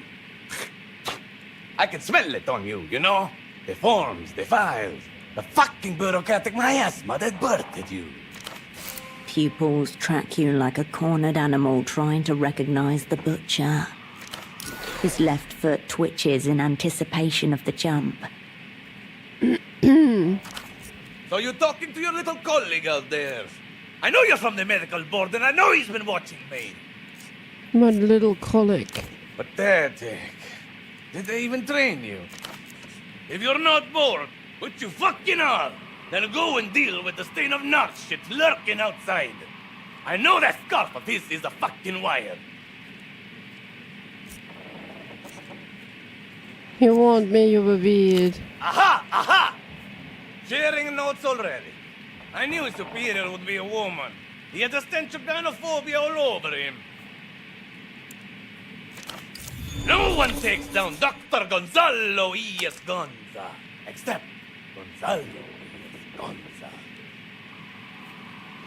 Holy shit.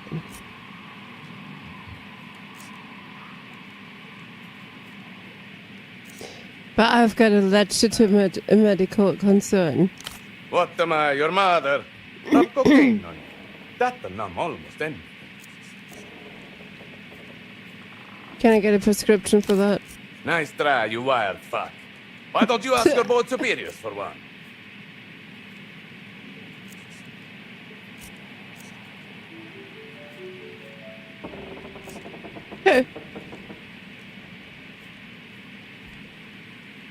Why do you think the medical board is after you? Jealousy, as far as I can tell. The official reason, Gonza. Oh, they drum up anything to get you, real or invented. Definitely real. They babble on about modernization, best practices, international standards. But the fact is, they shit themselves in the presence of a real doctor. So whose blood is that on you? He looks down, vaguely surprised, shrugs. You never get credit for the blood you leave in. That board narc is just a kid. Kid? That's no child. That's a 40-year-old man with a severe deformity.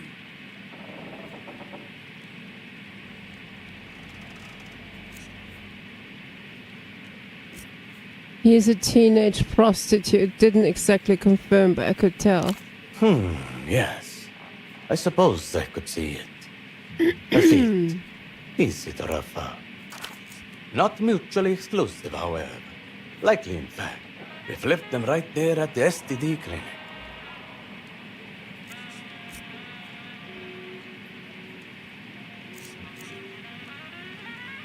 What do you want me to do about him?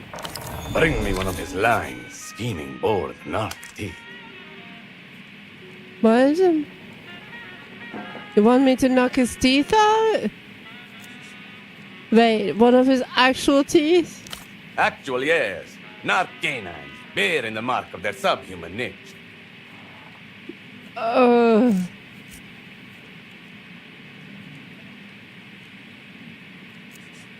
What would that prove? Leave that to the medical professional.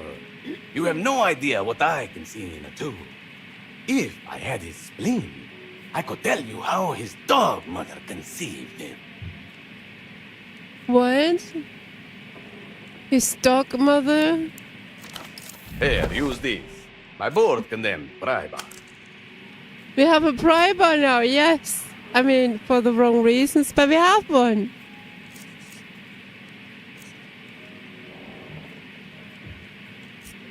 Board condemned, why? Because of his history of use. Primitive superstition typical of the medical board. One knock tooth coming right up. Bluff! Until I see it. There's got to be some other way to assuage his paranoia than assaulting an actual child.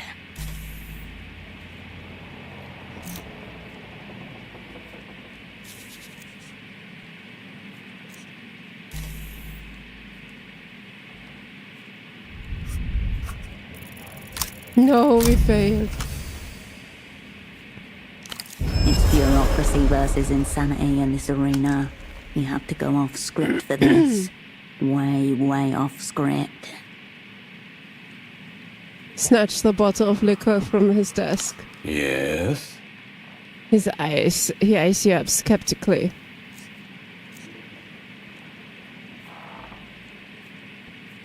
Actually, maybe this is stupid. You've made the gesture already. You can't back off now. Shit. You feel the doctor's stare on you. A ray of judgment and condescension. You on board, Nug? Watch this. You lift the bottle to your lips. Your gag reflex activates. You puke into your mouth. Swallow it.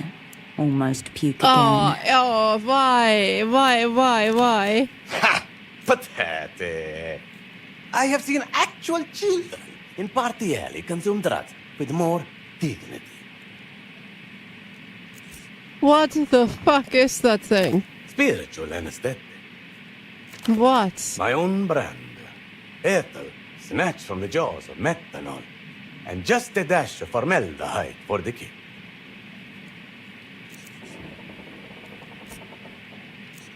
You sick fuck, you could have killed me. But all dead in life, Mama. Formaldehyde is just how you preserve the tissue. In any case, you're not aboard now. That much is clear. Those bureaucrats would sooner self-amputate than take the risk on an unknown substance on my desk.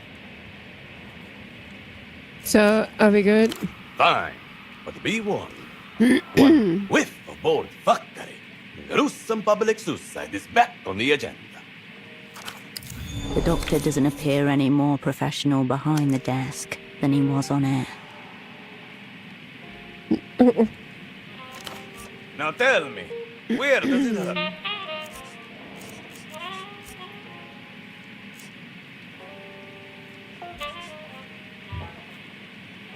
I know someone who's developed a medical condition. He's dead. Forget about him. No, that's the thing. He's not dead. He's comatose, totally unresponsive. Who's the unfortunate? A colleague. Let me tell you something about colleagues, sister. By and large, the most vile species of sniveling, rule-following, authority-sucking vermin ever to stain this earth.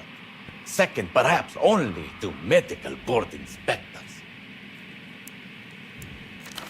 He was a rule follower, all right. It's written all over his face. You want my advice? Roll him up, toss him out in some hazardous waste bags before he starts smelling.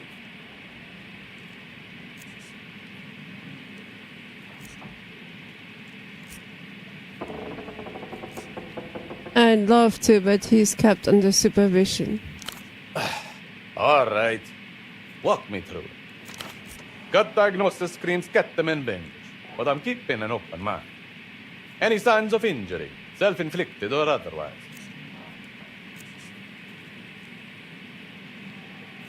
No visible injuries, eyes open, zero reaction. Good stuff. Anything else? He was listening to Strange Disc. Strange how?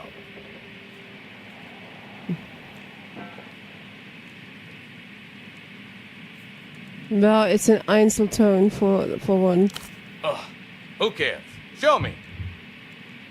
He beckons impatiently with 2 fingers. Ultravioletta. Well, there it is. Mystery condition solved.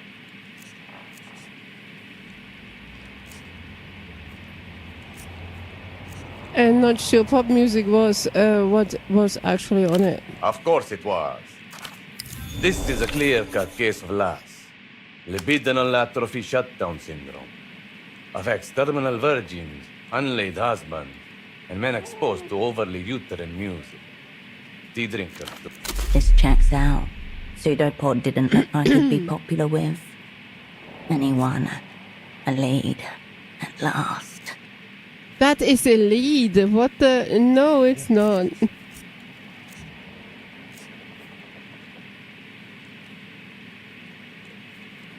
Is that an actual medical condition? No sexually satisfied man would listen to the sad shit by choice.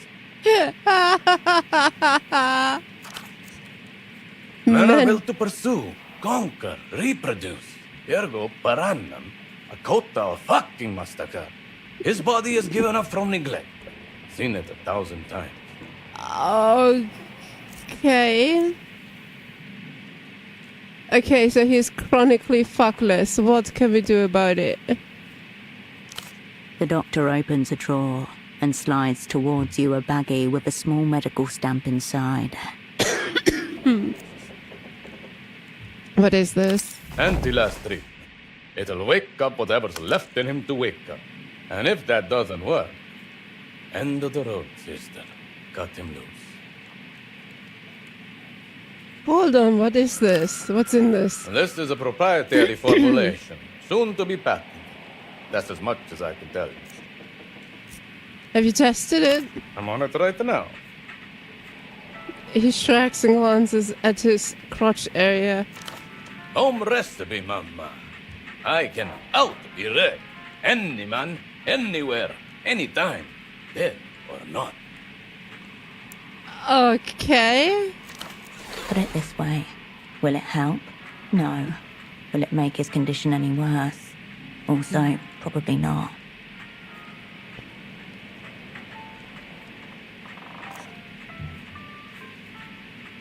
I really don't think sexual melancholy is behind this condition. Then you know nothing of sexual melancholy. But all right, let's pretend my expertise is worth fuck all. What's your working theory, Dr. Plainface?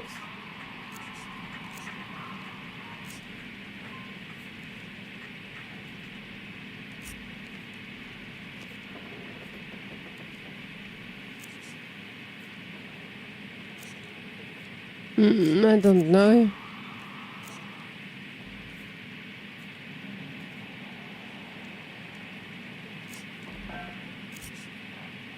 It's textbook neutralization, precise, efficient, clean. I did this to him.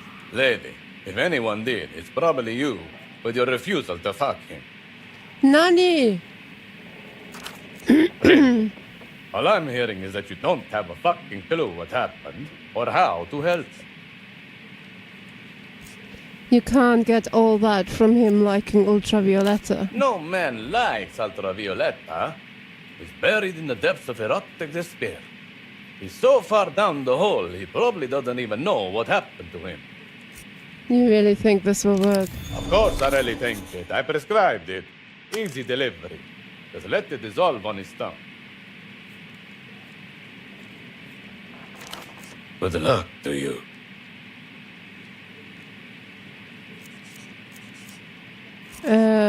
Do you know Dr. Hugo? Was he intensely forgettable? Did any sense of authority flee from him like the plague? Dr. Hugo.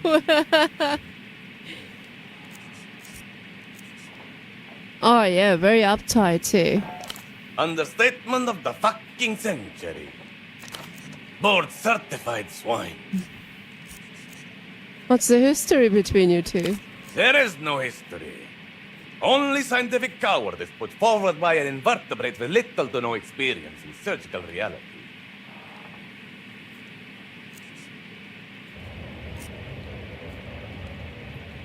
Sounds like a couple of boys arguing over who gets to play doctor. He plays doctor, I live doctor. That is precisely the difference. There's no point in discussing him any further. But I wanted to. Why do you dislike him? Hate is a better word for it. My theory is that dullness he exudes is the result of a fungus of some kind. A parasitic brain mold playing at the motor cortex. Like a child with a joystick.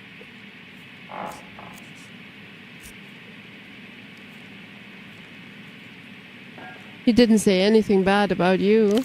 Of course he didn't. He's neurologically incapable of it.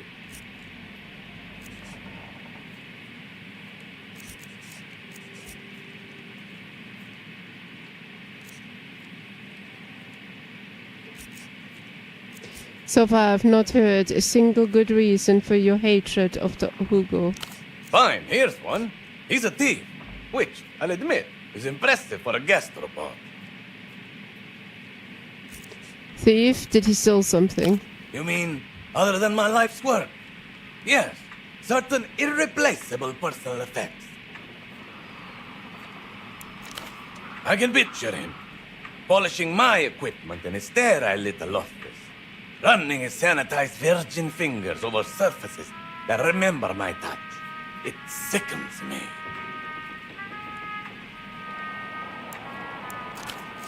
filth soiled by cleanliness.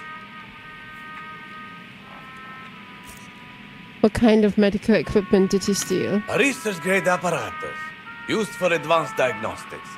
Very sophisticated, finely calibrated. For thousands of souls. See, I can who placed it. Wow. It should still be in its aluminum housing. Unless that institutional hemorrhoid has decided to put it on display. Have you tried asking for it back? And give him the satisfaction of knowing he has something on me? Absolutely not. Besides, I don't trust myself not to murder him if I come within choking distance. Wait, not murder. That's for human. You get the gist. Sure. Well, sounds like you was at an impasse then. Wait. You love drugs, right? Brother, I live for them. I knew it. You've got that with the teens, look.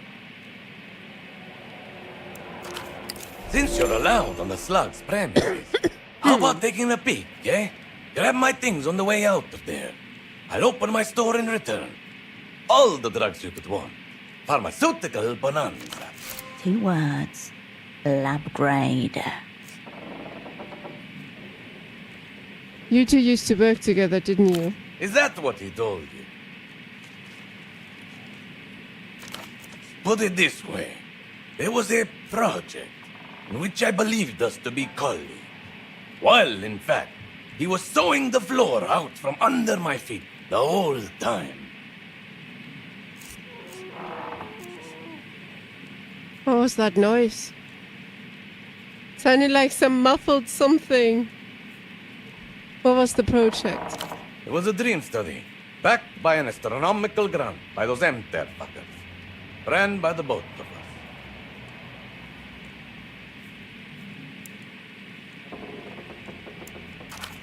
I knew they were going to screw us from minute 1, but I went along with it anyway.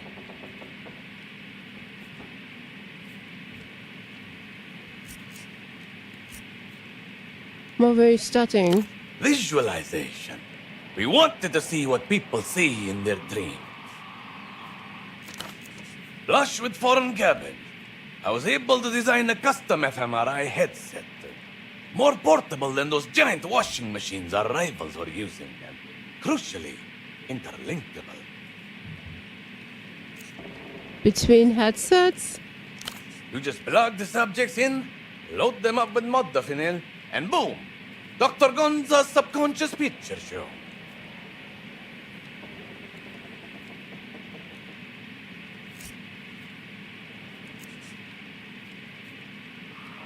I'm glad someone is willing to push science somewhere interesting. Most of the cowards are content with fisting guinea pigs or detoxifying leaf matter. What? The real juice is in intoxicating the population and seeing how long they survive. Why go along with it if you knew you'd be screwed over? Clearly you don't know the first thing about human biology. How was I going to give birth to my baby without first getting fucked a couple of times? No hint of a smile with that one.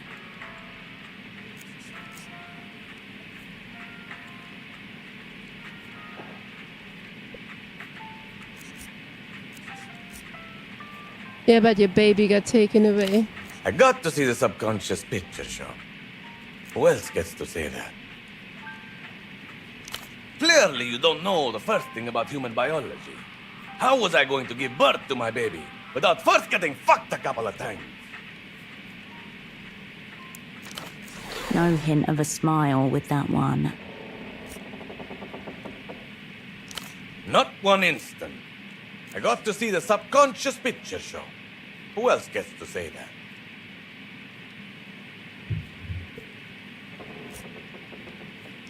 Abruptly, and in betrayal. I got a call from Abbe one morning. There's someone in the office for you. So I come in, trustingly, like a slaughterhouse animal. And there they are. Let me guess, bored. Bored! They even had the audacity to box up my belongings with their fucking claws before I arrived. Next thing I know, they're boxing me up too.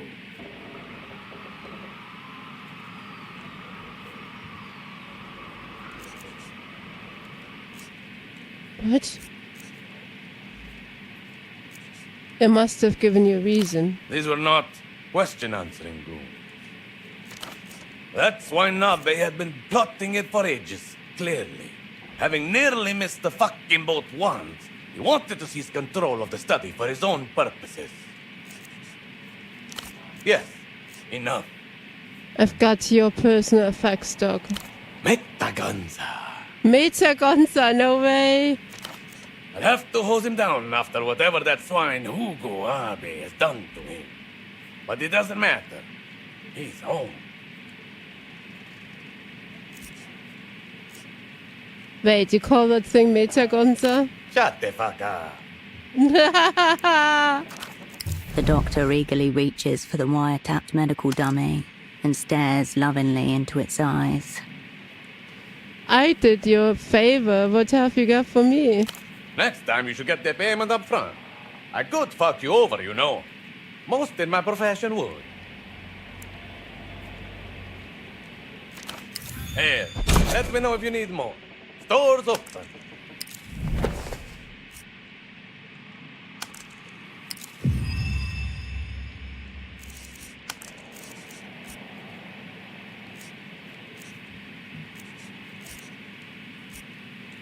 Adios, patient.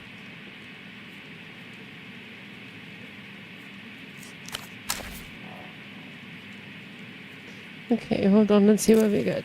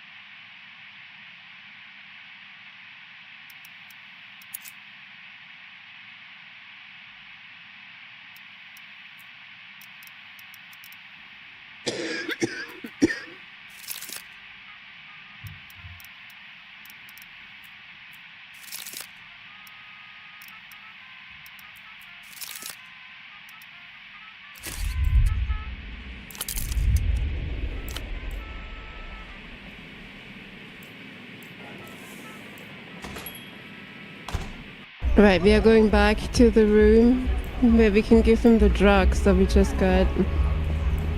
And we can go for a sleep after, and then I think I'm gonna call it for today as well. What's this?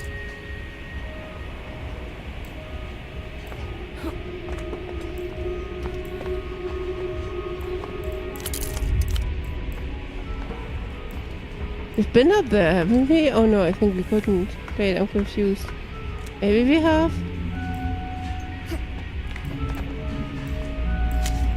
No, we haven't.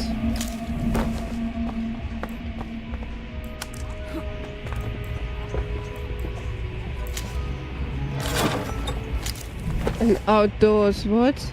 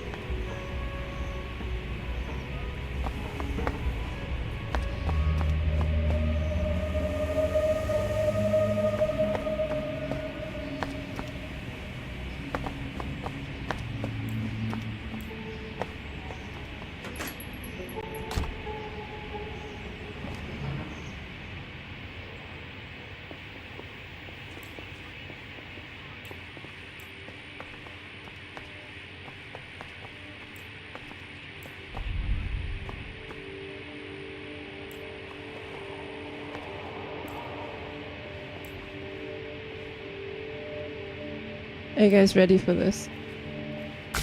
You return to your double's limp body.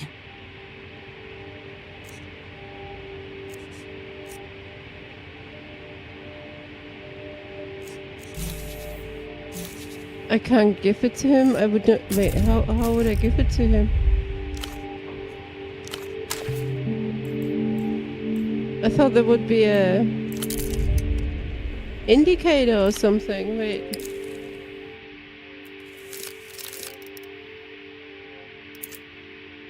No, I don't want to consume. I wanted to give. You return to your double's limp body.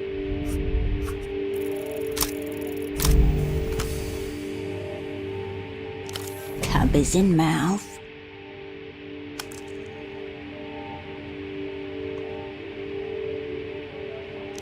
No action. Assess blood flow stimulus response.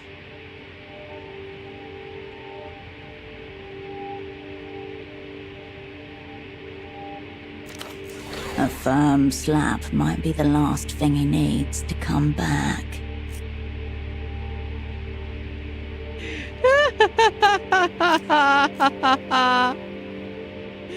Why would you give me those options?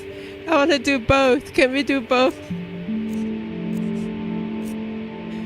Okay, rub his crotch. Let's see. You smooth your palm over his trousers, rubbing the fabric until you feel his body stir. A soft twitch in reaction to your caress. Hey, little guy. No response. Thankfully. Slap him. The movement dislodges a droplet of drool from his lip and leaves a bright red welt on his cheek. Try the other side. With a crack, you hit the other side of his face, giving him a matching blush. This close, you see how empty he is, how slack his muscles. This isn't the peace of sleep or even a coma. He's gone. Why would we kiss him?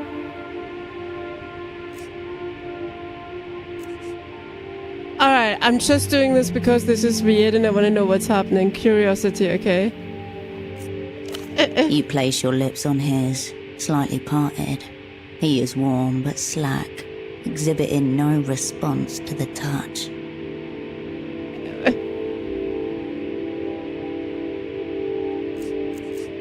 Try breathing life into him or engage tongue. Oh, please, why would you give that option to me?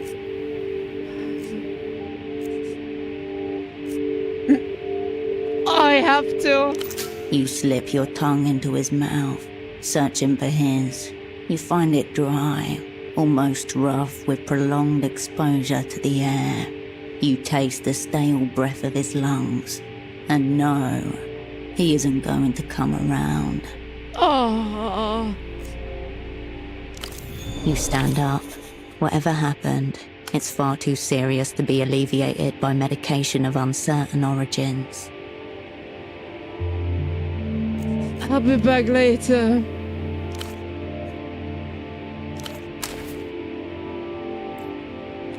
Well, yeah, So tonguing him did nothing there. Maybe if I had tried the other option, but I doubt that. Yeah. You return to your doubles.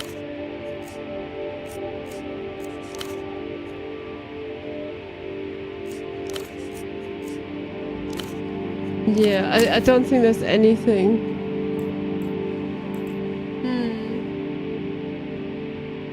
Well.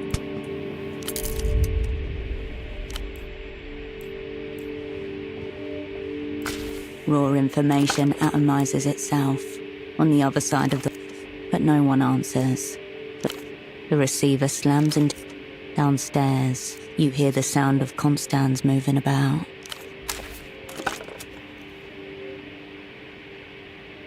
Yeah. Alright, you guys, I know it was only short, and I know I had a long break, but I want to stop now.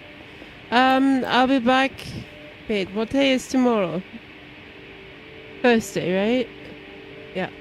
I'll be back tomorrow. Maybe with a bit more of this, we will see. I have some other stuff to do as well, so I'm not sure about the stream tomorrow, but we will see. Thank you for watching, and I'll be back then. And if not, we see you for Friday for Path of Exile. Yes. The bed welcomes you for a soft slumber. Let's sleep. The stillness of the room quietens your mind as you settle down.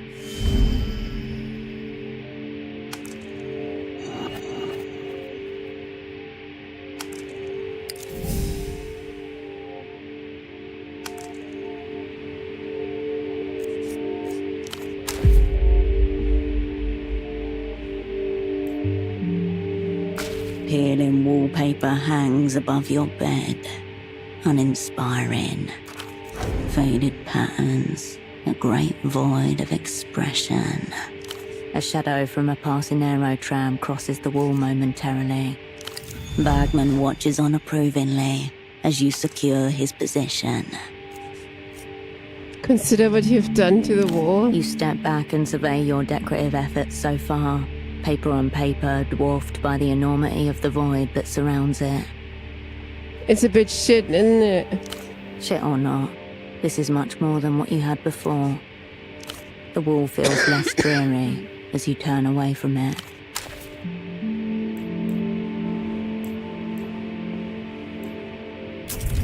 Alright, that's it. Saving. Goodbye, you guys. Thanks for watching. See you tomorrow, maybe. Bye-bye.